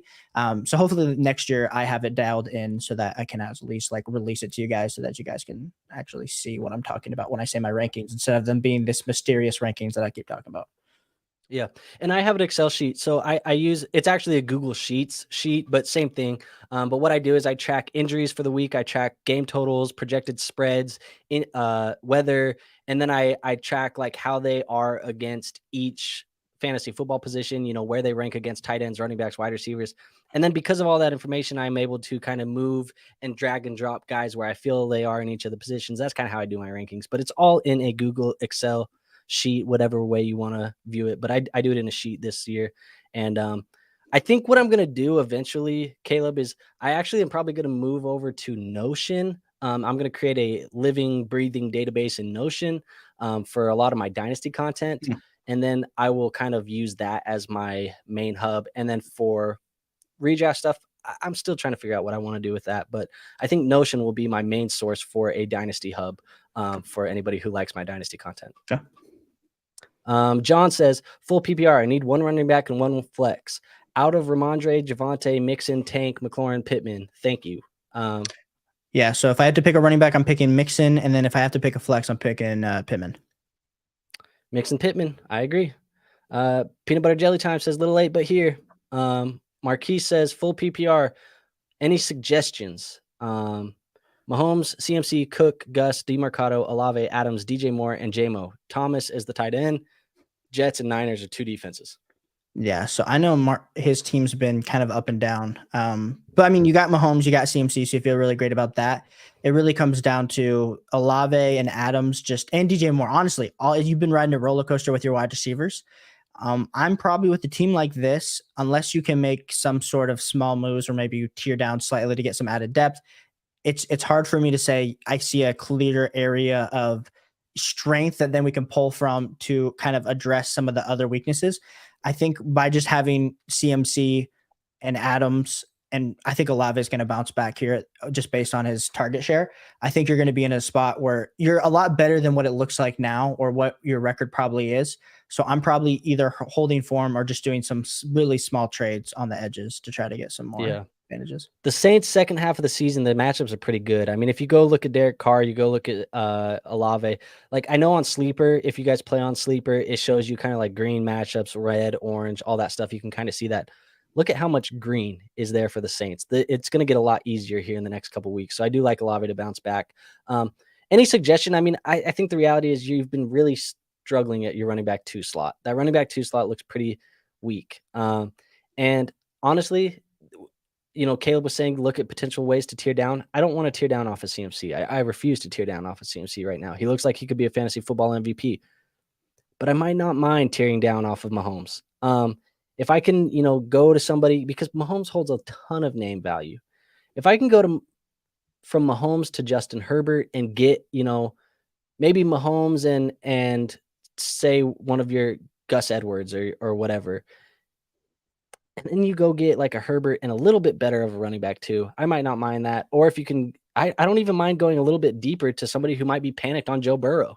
Go from Mahomes to Burrow and then get an upgrade there at that running back 2 slot. That would be my only advice that I have for this one. But it does look like you probably should make a swing here for a running back, or as running backs pop up on waivers, which it does look like you have been, be very aggressive after those running backs.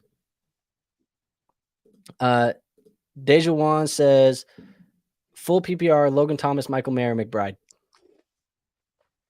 I go I Thomas. Yeah, it has to be Logan Thomas, but I'm glad he has McBride because I literally talked about him as a great stash. McBride continues. I think with Kyler Murray coming back every week, his snap share has gone up and his targets have gone up. So I like that he has both those options. But yeah, it's definitely Logan Thomas this week. They're going to be coming from behind against the Eagles. They're going to have to sling the ball. Logan Thomas across the middle like that this week. Agree. Yeah, I agree. What do you say, Caleb? How are you free on time? You got another 15 minutes Oh in you? yeah. Well, we got so many questions to get to. We got I to know. get I'm through like, all we the can keep questions for going. the. I just We wanted to got make sure you didn't have to go anywhere. no. We here. All right, man. Well, let's keep locked in then. We got another one: Minshew or Howell, and then Flowers or Nico. I'm going Flowers over Nico, and then for Minshew or Howell, I'm gonna go Howell. Yep, I'm with you. Like we said with kind of the question above, we think they're going to have to throw the ball a lot. So whether that's, good targets, it's still he's going to be slinging the ball over the yard. So Howell, and then yeah, I'm with you with Flowers. Agreed. Onji Kaji says, "Is it safe to keep Eckler?" I'm sorry if I butchered that. Is it safe to keep Eckler for the remainder of the fantasy season, or should I be looking to trade him? I have him as a top 3 RB rest of season. So therefore, unless you can get CMC or depends on how you look at rest of season, but I have CMC and Bijan above him. So unless you can get one of those two guys for Austin Eckler, otherwise I'm just holding. Yes, it's very safe to hold him, I think, rest of the season. If you held him up to this point, you probably should have been with the mindset that you were going to hold him for the rest of the season anyways. Otherwise, you probably wouldn't have drafted him that early. So I think, Eckler should be the guy. Remainder of the year, he should be a top 5 option for you most weeks.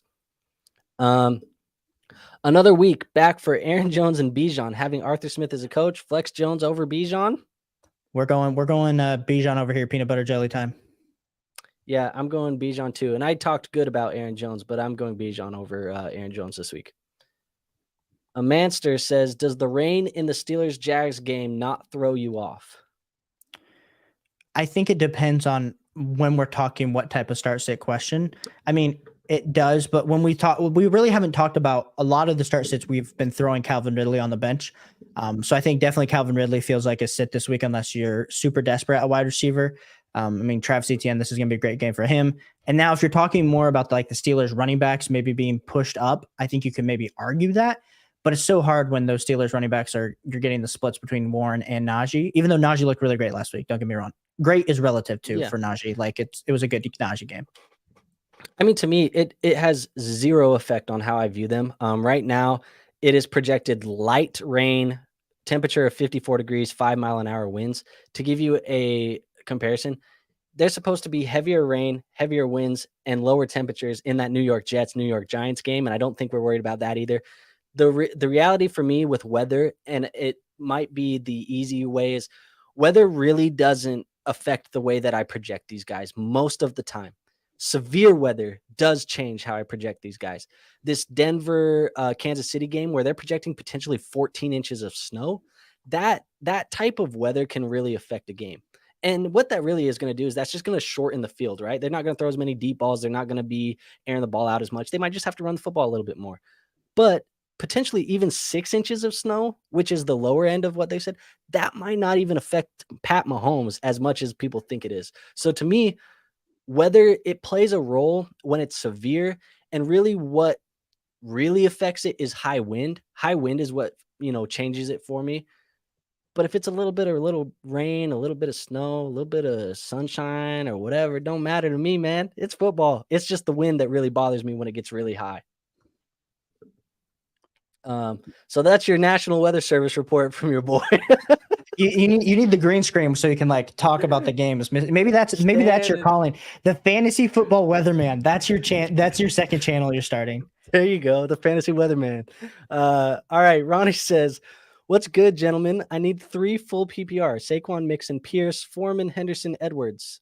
So of these 3, Mixon, Saquon, Yep. Hendo. Yeah. It's I think a lot of people would debate Hendo versus Edwards or even maybe Foreman, but Hendo's touchdown upside is enough for me to have him as the third guy. Yeah, Saquon, Mixon for sure, 2 of the 3. And then I think it's Hendo or Edwards, but I would go Hendo. Solar says Laporta or Waller. Laporta, but this second part is a doozy. Mostert or JT.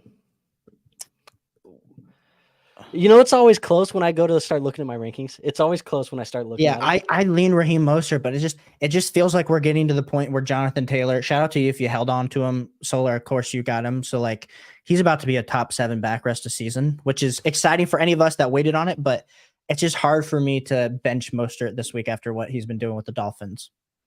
Yeah, I mean, for me, man, I got Laporta and I got Mostert. Laporta, he is my tight end 2 on the week over Mark Andrews.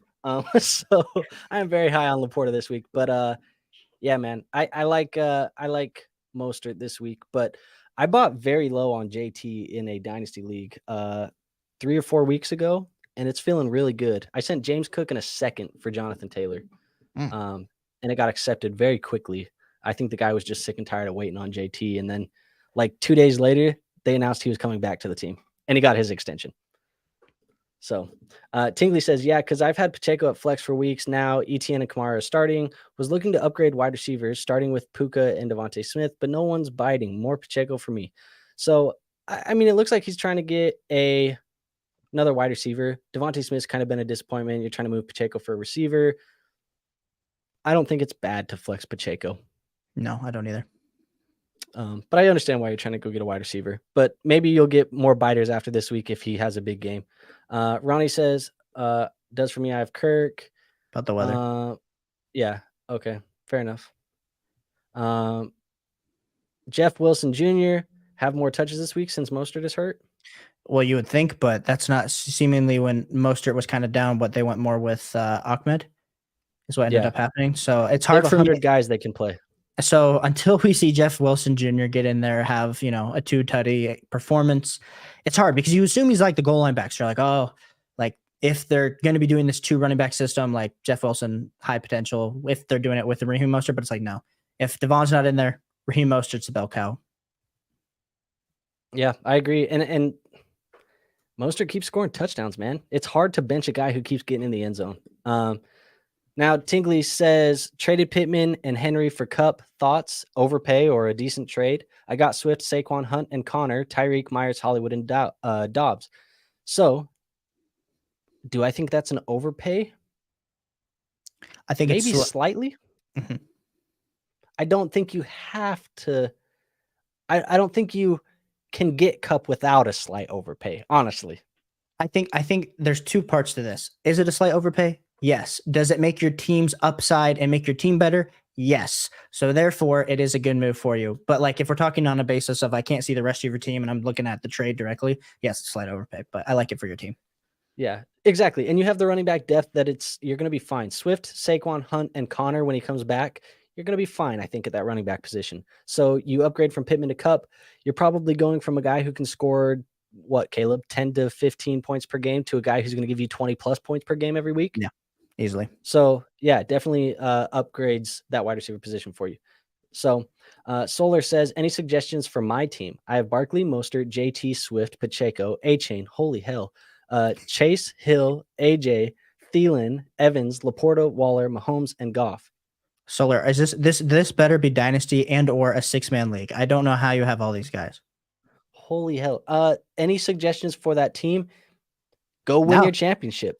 Yeah, just hopefully the buy-in was high, so you make a nice little profit. And I mean the hardest suggestion is going to be the start sit every week if it's a smaller roster or a smaller starting lineup. Like if you don't have 2 flexes and it's only 1 flex, like that's a hard decision every week because you're probably making the wrong decision. But your team's so good, it probably doesn't even matter. Yeah, I mean I'm looking at this team, I'm like, trade Evans? I don't know. Maybe trade Mike Evans. I don't know, dude. Other than that, like this team is fantastic, so I don't care. This team is amazing. Maybe package Evans and Thielen and go get like a Amon-Ra St. Brown. Like that's the only, let's do some 2-for-1s to get elite consolidate level. And get more. Yeah, when you already have Chase Hill and AJ Brown, like let's just go for the 4, try, get a nice like quadruple stack at wide receiver. That's about it. Whatever. That team is fantastic. DeJuan says, should I start Addison over Olave? My other 2 wide receivers are Hill and Thielen.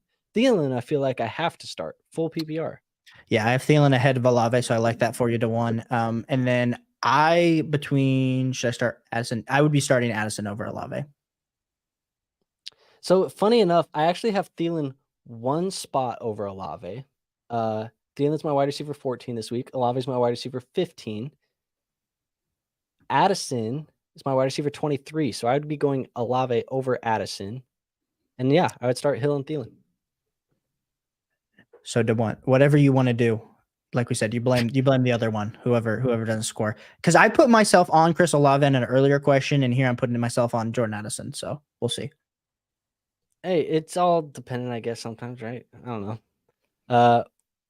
We have, if there was a fist fight between Derrick Henry and Nick Bosa, who would you put money on? Nick Bosa, because when you think about it, my man's grew up with Joey Bosa as his older brother. Like, you're telling me that man, he's a rugged man from down Florida. He was wrestling alligators for like a living growing up. It's a fist fight, though.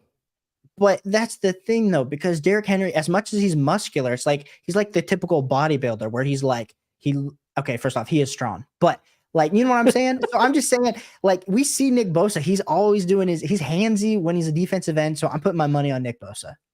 Yeah, I mean, I take Nick. I mean, he's the bigger guy, a little bit bigger, and like you said, he's in the trenches, man. That's what you got to do every day. So I'm taking Nick Bosa, but I'm not gonna say he's wrestling alligators because it's a fist fight. You can't wrestle. Hopefully it's regulated. You got ropes and judges and everything there. Hopefully too. But if it's an MMA fight, I'm taking Nick for sure because of the wrestling. But if it's during the regular season, I would hope that Derrick Henry wins only for my fantasy football team. So you would hope he wins, yeah, because then he could keep playing for your fantasy. He could keep playing for my fantasy football team. Yeah, fair enough. Sam says y'all are a good streaming duo.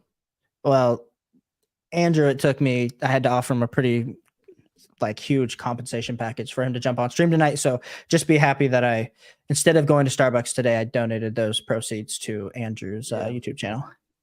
Yeah, it was a good amount of change that Caleb paid me today. So it was like $3.99 or something that he paid me to get on here. So yeah, it was up there. Do appreciate you, Sam. We appreciate it. It's just fun, man. It's fun to be on here and talk football. Domo says, currently I have Deontay Johnson and George Pickens. Should I trade Deontay for Calvin Ridley? First part of this question, Caleb. He has Deontay or George Pickens. Who do you like more rest of season? Oh, goodness. I want to say Deontay. There's every part of me. I was a Deontay truther preseason. George Pickens has brought me over to the dark side. He offered me cookies, offered me a ton of deep shots on go routes. And I said, George Pickens, congratulations. You're probably going to be ahead of Deontay. You're the true alpha in Pittsburgh. So if I understanding that, I think you go with Calvin Ridley because the upside's there. Now, do we think there's going to be some weeks that Deontay is going to outperform Calvin Ridley? Yes, because it's been an absolute roller coaster ride of emotions if you drafted Calvin Ridley. But I think Calvin Ridley is definitely a great buy low, and I think this is probably appropriate value to go get Calvin Ridley on your team as a bench spot or even a wide receiver 3. Yeah, I mean, I think too it's going to depend for me. I mean, if it's a full PPR league, I think I lean Deontay Johnson. A standard league, I would lean George Pickens. Half PPR, I think I'm just going to stick Deontay. But I potentially think that if you were trying to make a trade, because it sounds like you don't want to have two of the Steelers wide receivers. That's what it sounds like. And I would agree with that. I would say, try and trade one. You probably could get more in a trade room right now for George Pickens. So you might be able to go get a better player than Calvin Ridley for George Pickens in your trade room right now. So that would be my potential counter to your argument, is that I like Deontay Johnson enough staying forward that I would view Deontay and Calvin Ridley similarly. And then you could move George Pickens for a better wide receiver than Calvin Ridley. Boom. Bigums, JT or Bijan? This week we're going to be going... I think I'll answer both of these. So if it's this week, I'm still, let me pull up my rankings. Yeah. This week I'm going Bijan still. And then rest of the season, I'm going Bijan. I think that's the answer, but it's close because Jonathan Taylor this week versus New Orleans is a pretty good matchup. Yeah. I lean Bijan this week and I lean Bijan rest of season. That's what I lean. All right, we got Marshall. Marshall, what up, bro? He says, just joining in. Would you guys start between Zay Flowers, DJ Moore, and Ridley? Zay. Appreciate you tuning top in, 10 wide Marshall. receiver this week. Yeah. Hopefully, I don't know if I play you in any of our leagues this week, Marshall, but hopefully I don't, because I don't want to give you advice when I play you. Shelton says, should I trade Rashee Rice or George Pickens? Or should I flex Rashee Rice or George Pickens? Georgie boy Pickens. Yep, Pickens. John says, full PPR flex. I need 2. Deontay, Dell, Ingram, Roshan, or Dobbs. Deontay's for sure. Sure. And then I think Dobbs. You have Dobbs ahead of Dell? I think so. Let me check. I mean, I just said that right out of the gut. Let me check the rankings. Because I think I have Tank Dell. I have Tank Dell ahead of Dobbs by about 5 spots. Well, Caleb, you just fact checked me. I have Dell, wide receiver 37. I have Dobbs, 42. So 5 rankings. So Deontay and Dell. Well, that's John. That's who you're starting this week. Yep. Here we go. Who looks more loony? George from Pickens or Deontay? From their fantasy picks, like on Sleeper. Who looks more loony? I don't know. Have you seen these picks? I haven't seen the picks. So let's see. I'm gonna pull them up. I mean, it probably is George Pickens. George Pickens looks like he just, got done outside in the next to the cart. Yeah. So Deontay, he looks pretty normal. I mean, the beard's a little outgrown. Looney, I would say Pickens. I mean, should I share my screen real quick? Yeah, you should. So the people can see it. Yeah, let's see. I'll let you kind of make this decision too, Caleb. Let's slide us over here.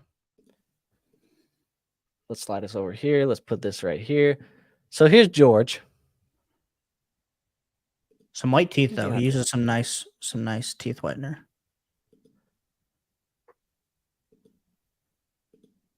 Maybe it is Deontay, honestly. You think so? It might be the hair, though. I think I would go George. He looks a little too happy to be playing a sport where you get hit every day. I don't know. A little loony. We'll see. Chuck says, my man Caleb, with your advice, I'm 6-1. Shout out you, Caleb. Well, that's all Chuck, man. That's all Chuck. Cousin, AJ Brown, Amon-Ra St. Brown, Mostert, Aaron Jones, Kelsey, Christian Kirk, David Montgomery, Alexander Madison, Darrell Henderson, Tajay Spears, Kendrick Bourne, Tank Dell, Kyler Murray, and then Kyron Williams. Yep, that's all me. That's all me, Chuck. That's all me. That team's so good. That's another team. You put that team together? Oh, he watched my rankings and he's like, "Yep, this is it." No, it's crazy. It's crazy that you have David Montgomery on your bench, man. He said, "I think you have dedication." I hope so. At this point, I put out too many videos. There you go. All right, guys. I will say right now, throw in those final questions. I think we're getting towards the end of the stream. Throw in the final questions. Fill up the chat. Doesn't have to be fantasy football related. But once we get to the end of these questions, these final questions that hit in the chat, once we catch up to the end, I think we'll be calling it, because it is what, Caleb? It's probably almost 11 o'clock our time. Yeah, it's 10:33 over here. So we're absolutely, we've been streaming for an hour and 36 minutes. We're going live again. Yeah. We're going live again in like less than 12 hours. So it'll be fun. Anyways, let's get to the end of these. Go ahead, Caleb. What were you gonna say? I don't know if I'm going live tomorrow, so we'll see. So get if you want my answer, put it in right now. Yeah. Oh, it started flooding. I like it. In the chat. I love it. Let's do it. All right, guys. But I am going live in 12 hours. So if I don't answer your questions tonight, hop in my stream tomorrow morning. 100%. CJ, non-PPR league, if you had to start 2 wide receivers, who would you pick? Nico, Pittman, or Jacoby? 2 of them. You had to pick 2. I'm going Nico, Pittman. But I'm glad that you have Jacoby. Yeah. It's close between Pittman and Jacoby, but I would still go Pittman. I have him 2 spots higher. Kaji said, yeah, those 2 are natties. Non-PPR, pick one. Olave, Deontay, JSN, Dell, or JMO. Olave, as much as it's been a struggle bus. Olave as well. Nico says, I trade Myers for Deontay Johnson, like you said. All righty. Good job. Nico out here making moves happen. Making trades on stream. Let's get it, man. All right. T-Dub. full PPR, would you trade Nico for Ayuk? Yes, absolutely, 100%. Or Javonte in Hollywood for Ayuk. Would you trade Nico for Ayuk? Okay, he straight up, shout out to you. You asked this question on my video, and I think I gave the answer of now I'm probably, yeah, I preferred the first deal. Like if I could trade Nico straight up for Ayuk, I preferred that deal over the Javonte in Hollywood for Ayuk. So if I could do the first one, I agree yes. too. But I would probably still do the second one if I had to have a gun to my head. Yeah, I would like Ayuk in either of these situations. But if I can get Ayuk for Nico Collins, so you're trading away Nico for Ayuk, I'm taking that and I'm running. I'm running away because that is a fantastic deal for the guy who is ever getting Ayuk. Chuck says, I'm liking this duo. Great content, guys. Sounds like we're getting some good reviews here, Caleb. We might have to figure out. We need to figure this out. I think we'll have to have a talk afterwards. Maybe you might get a pay bump, Andrew, if you negotiate hard enough. Yeah, well, I am pretty good at sales, so I might be able to negotiate this. All right. I think we can talk more off stream, but there's potential. I don't know. Maybe we can make this something more common. Regular. Yeah, more regular. Who would you rather have, Adam Thielen or Puka? Puka. They're both great though. Full PPR. Would you trade Nico for? We already answered this. Shout out to. We got it spammed. We said we were taking the last questions and it got spammed really quickly. He said he wanted all of it. Said I got to get this answered. Hopefully we answered it well enough for you. Luke says Darrell Henderson or Aaron Jones. Full performance. My RB2. Performance. I'm assuming that means PPR. full PPR. I'm going Aaron Jones. Damn autocorrect. Yeah, I'm going Aaron Jones. George says I'm 7-0. My team is Tua, CMC, K, Walker, Cup, Olave, Goddard, and I flex James Cook. I can't read right now. Bench is Warren, Roshan, Darrell, JSN, Deontay, Dell, and JMO. Should I start James Cook for Waddle or for Achane? Oh, should I trade? God damn. I can't read right now. But yes to both of those deals, but I want Achane first, and then I want Waddle. I agree. All right, Caleb. I'm going to let you start reading these because I can't read them right now. You're taking over. I'm going to put them on the screen. You start reading them. Okay. Well, we can skip the next two because shout out to Luke. Shout out to Dummo. Half PPR league. Deontay and George are currently my two flexes. Monty, her other wide receivers are Cup, Waddle, D-Hop, Dummo. Do you have a second question, or was that just to up above where you said? I think that just you currently have Deontay Johnson and George Pickens. Should I trade for Ridley? Okay. Yeah. I think like we said, like you're cool to do that. You have the depth, especially with Monty being hurt. Like, yeah, you're probably not going to be, you're not in a dire need of Deontay or George Pickens. So go flip Deontay. But if you are Andrew, he would just probably hold. Yeah, I mean, I don't mind, exploring my Pickens trades because I think you can get more. That's really what I would do. Because I think Deontay, you're selling low right now. I don't think you're going to get the value that he probably will produce for you over the back half of the year. But yeah, that's what I would do. Would you move Eckler and Mixon for JT and Bijan? Yes, sir. Alex, says, go propose or accept that deal right now. Sprint to it. Yeah. And my apologies, I started taking your thunder. I said you were going to read them. I let you read one damn question. You read the rest of these. It's okay. It's okay. I was enjoying the questions being lobbed up. What are y'all top two? Oh, we're here to the chips. See, we got into the food portion of the stream. We'll get. So I like, what are your two top chips? I like the spicy sweet chili Doritos and barbecue Hawaiian chips. Tingly. I forget where you're from, but shout out. I'm not a big barbecue Hawaiian chip type man myself. I do like this. The Doritos are fine, but I actually like the sweet chili Fritos. I think those are really good. I'm a Funyun man. If I had to pick like one chip for the rest of my life to eat, I would just eat a ton of Funyuns. I don't know if that's, a lot of people don't know that, but that's always what I bought off the cart when I was in elementary school. It was always Funyuns or Doritos. So probably going Funyuns. Okay. I've always been a nacho cheese Dorito kind of guy. I just eat the nacho cheese Doritos, the red bag. It's a classic in the household. Always was. Played it basketball really competitively, high school, all over, right? Always had that pack of chips on me, man. I would go to my homie's house. If the red Doritos were there, They were gone. I ate them all. Didn't matter. Sorry, Miss Macy. I ate all your Doritos. That's just the way it was. Nacho cheese Doritos are always going to be a top one for me. Honorable mention, I'm just coming off the top of the head. I've never really thought about the question. There's two that come to mind. It's the cheddar and sour cream ruffles, and just classic, what is it? The green Lay's, the sour cream and onion. You like that? I do. I like them, man. When my mom stuck those in my lunchbox, man, it was a bad day at lunch. I like them a lot. I honestly though, this might be an unpopular opinion. Pringles, doesn't matter the type of Pringle, by far some of the worst chips you could ever purchase on the planet. Pringles are horrible. It's like eating cardboard. Anyways, that's my chip take for the night. Go ahead, Caleb. Chiefs, Browns, or Lions defense for the weekend? Chiefs. I mean, Chiefs probably Chiefs versus I Denver. like the Chiefs. Bad matchup and snow could mean more turnovers. Yep. Griffin says, "What's your favorite industry analyst? Present company excluded." Or Well, who's your favorite?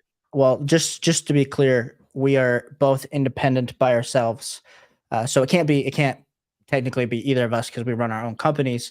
So if I had to pick my favorite, I mean, everyone loves Mason at Flock, but you can't say him because that's like cheating. That's like saying Michael Jordan or LeBron.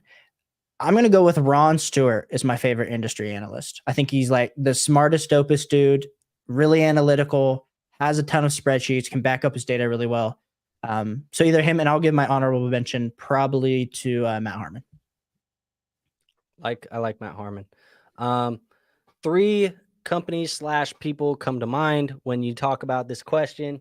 Guys that I like listening to, that I use to help me before, that I think create a lot of entertaining content and valuable, applicable information to your fantasy football teams for redraft and for dynasty.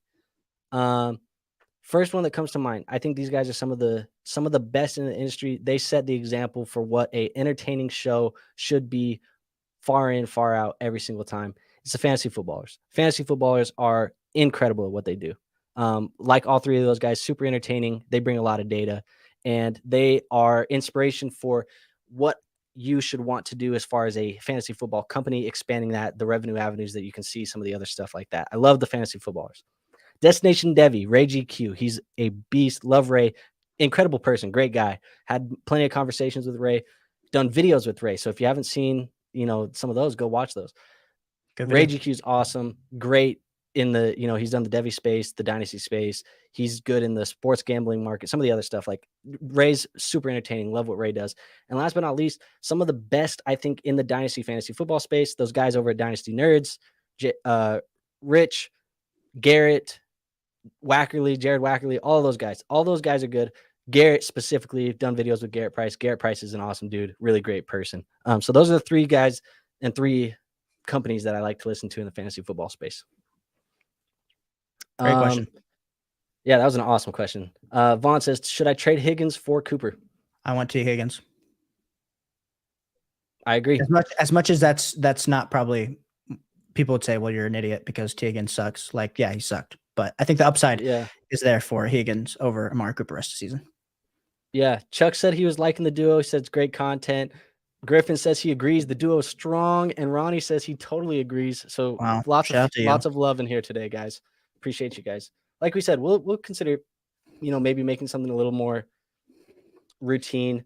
And maybe it's something we end up having to do at the end of the season, Caleb. But, we can talk more about this. It's not like this is going to be our first and only season we ever do this. Yep. All right. We got one in here. Adrian says Tony or Pacheco, PPR. Pollard. Wait, it's Pollard? Yeah, Tony Pollard. Okay. I was like, Kadarius Tony. I was like, oh goodness, Tony Pollard. Yeah, I'm going Pollard, but part of me feels like I have Pacheco higher in the rankings. No, they're close. They're very close though. 5 and 7. I have Pacheco 7 and Pollard 5. So close.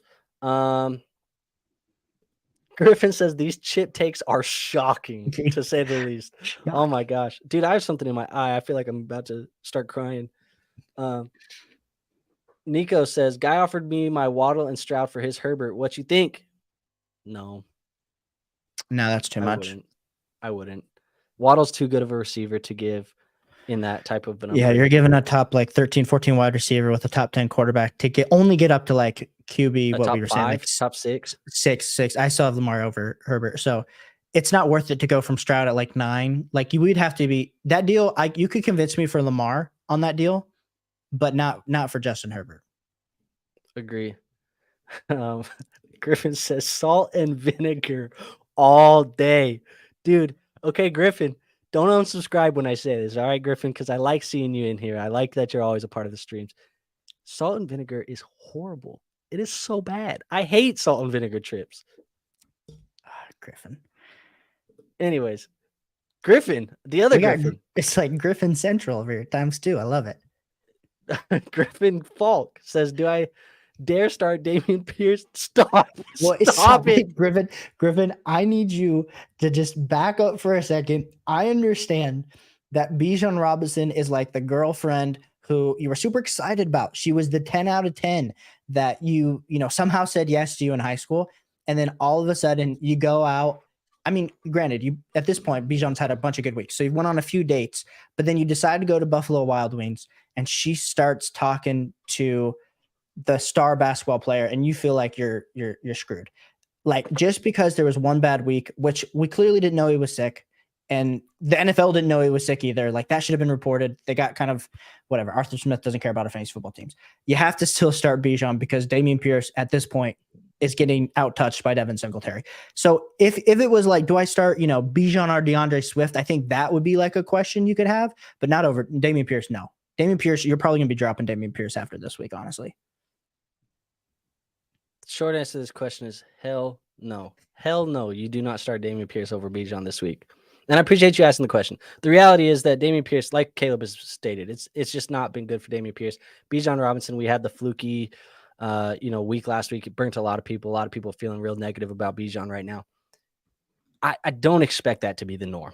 That something weird happened. That's like, sometimes that happens in fantasy football. Sucks. It happens sometimes. But no. I'm starting Bijan Robinson over Dameon Pierce any week they are both healthy. Tingley says, thank you guys for the stream. We appreciate you, Tingley. Griffin says, I just dropped a help also. Who do I stream for the week? Russ, Howell, Love, or Carr? Russ, Howell, Love, or Carr? Let me see. I think it's Russ. Well, actually, no. Now that we're talking about the weather, I'm probably doing Love. I'm probably doing Love. I think that's where I'm leaning. But I also kind of lean Howell just a tiny bit. They're all close. Here's what my rankings are saying. Jordan Love, 14. Russell Wilson, 15. Sam Howell, 16. Derek Carr, 17. That is where they are at in my rankings. I'm not even kidding you. Back to back to back to back. But Jordan Love is the highest of those ones. Griffin, the other Griffin, NPC. He says, is it Pierce or is it the O-line? It's Pierce. I liked Dameon Pierce last year in Dynasty Leagues. He was a good value in rookie drafts. The opportunity was there. To me, he was always a 1 year or 2 year guy. I think we're starting to notice that he's kind of like a 1 year guy more than that because there's a reason he was drafted where he was drafted in the NFL draft. It's not that he's bad. He's fine. He's not a stud starting running back at the NFL level. He had a lot of volume last year. It carried him. This year, obviously, like you mentioned, Griffin, the O-line hasn't been great. Pierce hasn't been great. But their passing offense has gotten a lot better this year with C.J. Stroud, Tank Dell, Nico Collins. They've gotten a lot better passing. Also, the scheme changed. Pierce, has a new head coach, new offensive scheme than he did last year. So I think it's a little bit, to answer your question, it's probably a little bit of both. But Pierce is nothing special. I don't think Pierce is going to be anything more than like a change of pace back, a backup running back. You kind of hope that eventually they get another guy in here where Pierce can kind of be the Alexander Madison to what Dalvin Cook was, or the Tony Pollard to what Ezekiel Elliott was when those guys were in their prime. I said when we got to the end, and now we're getting a couple more in here. So we're going to go. We're going to keep it going. Smoking a Pancake says pick 2 running backs, Eckler, JT, and Mostert. I'm going Eckler and Mostert. Yeah, we earlier I went with Mostert over JT. You got great running back, Smoke. So, but I'm still going Eckler and Mostert. Andre says you guys are awesome. Starface, appreciate you. You're awesome. You're awesome. He's awesome. He actually is awesome. I guess I don't know if it's a he. I should have been more clear, but yeah, great subscriber. I said you're awesome, so keep that in mind. Yeah, so I was wrong. Victor says I have McCaffrey as RB1, Mostert at RB2, but I don't know who to flex: Aaron Jones, Sutton, or Madison. Aaron Jones for me. Chandler, start Amari Cooper or Ridley. Also Kittle or Goddard. Amari Cooper. Ridley. I go Ridley. Yeah. Without Deshaun, yeah, let's go Ridley. As much as it sucks, and then when Kittle, yeah. Oh, that Ridley stinks. Yeah, if Amari had Deshaun, I would easily be saying Amari, but I can't. Yeah. Kevin says new subscriber here. First off, thank you for subscribing. Appreciate you, Kevin. Legend. Sit one of these guys, Walker, Barkley, or Kamara. I'm sitting Barkley. I think I'm with you. You guys said Barkley. It's too good. It's not Kamara. Let me check the rankings. It actually might be Walker. Sitting. It's Barkley. It's Barkley for me. Really? Against Walker against Cleveland's front? Yeah, that Jets game isn't going to be good either. It's a good defensive front as well. Yeah, but at least it's Tyrod. Check down king. Yeah, I think I go Kamara and Barkley, but Kevin, you subscribed to Andrew, so Andrew, it's his final call. I think they're all. The reality is, all of these guys are going to be top 12 options for me this week. I have all of them in my top 12. Saquon and Walker I have back to back in my rankings, so I have Walker one above Barkley, but I have Kamara as a top 4 play this week. So I think you're going to have to make that decision between Walker and Barkley. I say I would lean sitting Barkley, but Caleb brings up a good point with the checkdowns. Walker, I think he has a very good opportunity to score a touchdown. They've been feeding him on the red zone like crazy. It's going to be one of those. So if you're in a PPR league, maybe you want the safe PPR points, but if you feel like you want the touchdown for the upside for that 6 bonus points that you get in the end zone, maybe it's Walker. Those are going to be my 2 choices there, though. Kevin, if Andrew's wrong, we're gonna reduce his pay for next week. Griffin, the other Griffin, says, I love Bijan, but I'm going to the game as a Titans fan, and I know that their run defense can be suffocating. At the same time, Pierce has been suffocating me with all the stock I drafted him with. Okay, I understand this. I know. So I love Bijan. I'm going to the game. I'm a Titans fan. I just don't want to see Bijan do well. I understand that. If I'm you. For my fantasy football team, though, I want Bijan playing. I know you may not want him to play as a Titans fan in this game, but I want him playing on my fantasy team. I sand it. Ridley, Cooper, or Tank? Start one. God. Yeah, let me pull up my rankings because I'm unclear. So it's full PPR. That's full PPR. So yeah, so we got Ridley over Cooper for sure, but where do I have Ridley versus Tank? I think I'm going Ridley. Yeah, I'm still going Ridley. Tank and Cooper I have close, but Ridley's above both of them by quite a bit. I have 6 spots above for Ridley. So yeah. I have 1, 2, 3, 4, 5, 6, 7, 8, 9, 10. 10 spots. Oh, wow. Okay. Yeah. I've Ridley as wide receiver 26. I don't know where he's at in yours. Oh, I have sorry, I was totally blanking out. I have Calvin Ridley as wide receiver 30. I've missed 26. Victor says Komet or Pitts. Pitts. Yeah, Pitts. Although I do like the matchup for Komet this week, but I just don't trust that offense with Bajan as the quarterback. Solar says, thanks for the suggestion, guys. Got the trade for the next week. Thielen for St. Brown. You guys are awesome. You just went No problem, man. you just went and slapped somebody senseless by getting that trade, Sierra. Solar. I'm shook for you. I'm cheering for you. This is amazing. Dude, this team is fantastic. Bro, Whatever you Solar, I hope you it's not just a free league. Like if it is, cool. Like you'll have bragging rights, but I hope there's some money involved. Yeah. Chandler says it's supposed to be raining cats and dogs in Jacksonville's game, which is why I still think Amari, but I don't know. I'm stuck. I'm telling you, man, I'm looking at it right now, and it says light rain with 5-mile-an-hour winds. So either the information I have is wrong or it's not up to date. But right now, the rain is not changing the way that I am going to react to this. It could change tomorrow morning. My advice to you would be tap into my live stream tomorrow morning because I go live 1 hour before the games. And so we'll have a lot better weather data tomorrow morning than we will right now. But right now, it's not making a big difference for me. But if you think it will be, tap in tomorrow morning, and I'm happy to have updated information tomorrow morning. To the 13 people currently still watching, we are getting towards the end of our questions. We said this before, but this is actually for real. If you throw your last minute questions, we will get to them here. And if you don't, we're probably just going to go until the end of the questions. So fire those questions away for us. We're happy to answer any questions for you guys. Appreciate you guys tuning in. Yeah. And Kevin says it was a very tough call. I know. Thank you guys. And absolutely, we appreciate you asking, when it is those tough calls, throw them in. We'd love to help, bounce some ideas off of it. So, but I'm glad we could help you with this one. Hopefully you made a decision. I'd be interested to hear what you chose now that we've given you information. So I'd be interested to hear that, Kevin. Victor, he says choose 2 wide receivers, Pittman, Hopkins, and Sutton. Pittman for sure. Pittman for sure. And then I think you got to go. I think Sutton. Even with the Kansas City snow game? You probably do not trust Will Levis or Malik Willis. And they said QB by committee. This just sounds like a disaster game.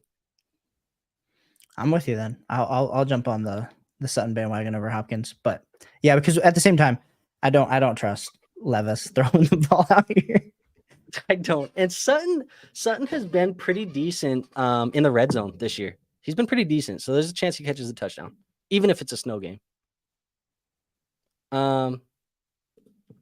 Griffin says PS5 or Xbox, and then what's your KD ratio? I'm a PlayStation 5 guy. I'm a Xbox guy, but it depends on what are we talking Warzone here? Because my KD, I've stopped playing. Like I haven't played in like a week and a half. I didn't do the new update, but I believe my KD is probably not high. It's probably like maybe 1.75. I'm not that good. But Griffin, if you play, I don't know if Andrew plays. I'd hop on a game with you and you can carry me to a win. Fair enough. I play on PS5. I will say this household that I'm in has everything you can imagine. My wife is a video game player. She's playing video games right now as we speak. Legend. She's on Xbox. I'm on PlayStation 5. We got the Nintendo Switch, handheld, everything. We got it, whatever you want. We got it in this house. Me and her both grew up playing video games. We still play video games in our free time. I've been playing a bunch of Fortnite, man. I've been playing Fortnite like crazy. And this next week, it goes back to the OG map. So it's going to be like nostalgic, man. It's going to be fun. I've been playing Fortnite. I've also been playing with my little brother. We've been playing 7 Days to Die. It's like a survival game. So don't play a bunch of Warzone. I have played in the past, but Fortnite, I'm pretty damn good at Fortnite. I'm not going to lie to you. So if you want to play Fortnite, hop over and let's play some Fortnite. Solar says, so you are not concerned about the injuries for Mostert. By the way, $25K buy-ins, brother. $25,000 buy-in. Solar, I assume your name is Solar because you sell solar and you are making bank, my brother. So congratulations with that team. I don't know what. So the buy-in's 25. What the winnings are like. My man's about to buy a down payment on like $1 million house after this. And you have that team? He's asking us. He's asking me advice. Are you kidding me? Dude, you could look, man. You could hire me to be your personal, assistant in this fantasy football league if you want. No, I'm just kidding. But Congratulations, man. Super chat button is available, Solar. If you would like to gladly donate to the channel, we would gladly accept. We will give Andrew a raise for next stream. I'm just kidding. Yeah, I need it, man. Hey, look, I need it, man. Go ahead and throw that thing. I'm just kidding. 25K, dude. Congratulations, because that team is damn good. And if it's a 25K buy-in, it sounds like you're about to be a very wealthy man this fantasy football season. Yeah, he is. So good job. He's making some serious or bank. woman, man or woman. Yeah, true. I will say though, my audience on YouTube is like 99.7% male. So I have 0.3% female, and it's probably my wife, my mom, and my sister. So therefore, my 0.3% I think is my wife and my mom. So that sums that up. Victor puts the laughing faces. Victor says I was iffy with the Sutton and Hopkins too. Yeah, it's tough, man. I do lean Sutton though. Says I have Hopkins and Pittman starting right now. It's gonna be tough, man. It's gonna be, how do you believe in Will Levis? It's gonna be what you believe in there. And then Chandler says teams QB, Burrow, Fields, running backs Pollard, ETN, Kyron, Connor, Hunt, Keenan, Evans, Ridley, Debo, Amari, Kittle, Goddard, 12-team PPR. Any places that I need to upgrade my team? This is always such a hard question because you look at it and you're always like, yeah, this looks like a good team. But then you learn like you're like 3-4 or something. I think with this team, you're good. Your running back solid. I mean, when you have Pollard and ETN, both are like top 7 running backs rest of the season for me. You have Burrow, which maybe you're not the high-end elite quarterback like we maybe thought he was when you were drafting him, but he's still up there enough to have you compete. Your wide receivers are probably the part where I'm saying, I mean, Keenan has been elite up to this point. Mike Evans has been, I mean, it's always a roller coaster every season with Mike Evans, but he's been pretty elite so far. And then, of course, Ridley and Debo, Amar has kind of been up. You got Kittle. It's a good team. I think one move that I can just think off the top of my head is if we could package Kittle and Goddard and go try to get one of these top 2 tight ends, 3 tight ends, that'd be something that I'd be looking to do. Yeah, go get Kelsey. I would even do Mark Andrews for that, honestly. And then maybe we could figure out how to get just one more better receiver. But I think otherwise, like I wouldn't be fretting too much over your team. Your running back depth is going to carry you the rest of the season. Yeah, and dude, appreciate Solar and Sierra in here for the super chat, man. Shout THB. out. What is THB? You know, that's a great question. I don't know what THB is. THB, Thai bot equals. So is that? He said he made it rain. Yeah, you did. Yes, you did. THB. I don't even know what translates. What that translates to is about a $10 USD. So no, it is look at that. Thai Solar. bot. Appreciate you. Solar. Where you so you're what time zone are you in? Is this during the day for you? Yeah, I'd be interested. Yeah. Shout out to you, regardless. Victor. He did bring some shine to the channel. I agree with that comment. Absolutely, bring some shine, and appreciate you so much, Solar and Sierra. Thank you. We do appreciate that. Appreciate that. To go back to the question here, I do agree with you. I think you can upgrade. You can go get a tight end. I do think maybe potentially taking 2 of those wide receivers like Ridley and Debo or Ridley and Evans and packaging to upgrade into like an AJ Brown or something if you possibly could do it, an Amon-Ra St. Brown. Maybe just getting a top tier. I know Keenan's going to be good for you, but maybe just getting those together. So Griffin says that 25,000, he says it's a $700 league in USD. So that's still a very expensive league. It still is, but it's that amount of money for him. I don't know what that could potentially buy, but that still seems pretty expensive. Very competitive league. High-end league. Nothing to sneeze at for sure. Yeah. Appreciate you, Solar. Let's see. Oh, he says 10 a.m. It's 10 a.m. for him right now. Well, it is 11 p.m. for us right now. Yeah. So, I love Victor. He's watching football already. I wish that's how it worked. It's not it's not like the release radar where Drake's songs get dropped at midnight over there first, and you guys get to hear it, and I'm over here just waiting hours for it to be dropped. Like for real. All right, we have a couple more stuff in here, Caleb. Victor says you play zombies. Well, that 7 Days to Die game is zombie. It's a zombie game. It's a zombie survival. I did play Call of Duty Zombies a lot growing up, though. I love playing Call of Duty Zombies. Like I'm Black Ops 2, like all those stuff. Griffin says, preseason, how much do you use offensive coordinator or head coaching changes and O-lines when you do your predictions? I think they play a part for sure. Yeah, but then you're always around like Sean Payton. You think, oh, that's going to change the offense, and it doesn't. So I feel like it's sometimes hard until you see it on the field. But I take O-line considerations a lot, like PFF grades, a lot higher than maybe the offensive coordinator head coaching. And more for running backs, right? Yes. Yeah. And I like offensive coordinator. I like looking at offensive coordinator changes more than I like looking at the head coach, because you typically just want to see who's calling the plays. A lot of the times the coordinators are the ones calling the plays and the head coaches don't. But like, for example, this year, Kellen Moore going to the Chargers it had influence on how much I liked Justin Herbert. And Griffin, I'm sure you were around. I'm not sure if you were around actually in the preseason, but you've been around for a while, so you might have been. But Griffin, part of the reason why I pumped up Herbert so much going into the season, I'm sure you knew, was because of the Kellen Moore offensive coordinator change. So really, really, it does play a role for me, but like, not like if they land a certain offensive coordinator, they're going to go from like quarterback 20 to quarterback 4. Like, that's not ever going to happen, I don't think, but unless something drastic changes. But that is what it is. So Kevin says, well, I'm sitting Barkley. I'm going with K9 and Kamara. Giants only scoring 12 points per game. Another tough question, guys. Sit 2. Metcalf, Downs, Rice, Ridley, Flowers. Sit 2. So we're sitting 2. So Flowers is getting started Rice. for sure. Sit Rice. The snow. Yeah, so that's 1. But then it's between, for me, it's between, I think I'm sitting Ridley and Downs. Rice and Ridley. And Downs. I think I'm sitting Rice and Ridley. I'm starting Downs over Ridley. I think I will too. Rice and Ridley, I'll sit. Victor says, y'all should be a duo more often. Y'all killing it. Griffin says, great show. Thank you, guys. Good luck, everybody. And that, my friend, we have caught up to the end. So we are here. We are done. And Caleb, good stream, man. We still got 17 people here going strong. If that is the end of our show, guys. That is going to be the very end. We will not answer any more questions. Kevin, appreciate you being here. Griffin, appreciate you being here. Victor, everybody, Solar, thank you for the super chat. Everybody, man, thank you guys all for being here, supporting. Make sure you are subscribed to both channels. The League FFB on YouTube. It's Caleb. Is it Niemi Caleb on? Yeah. It's because the stupid Twitter, my first name and last name was taken on Twitter, so I had to go last name, first name on Twitter. Yeah, so but if you type in Caleb on YouTube, you will find it very easily. Make sure you're subscribed to both. Follow us on X as well.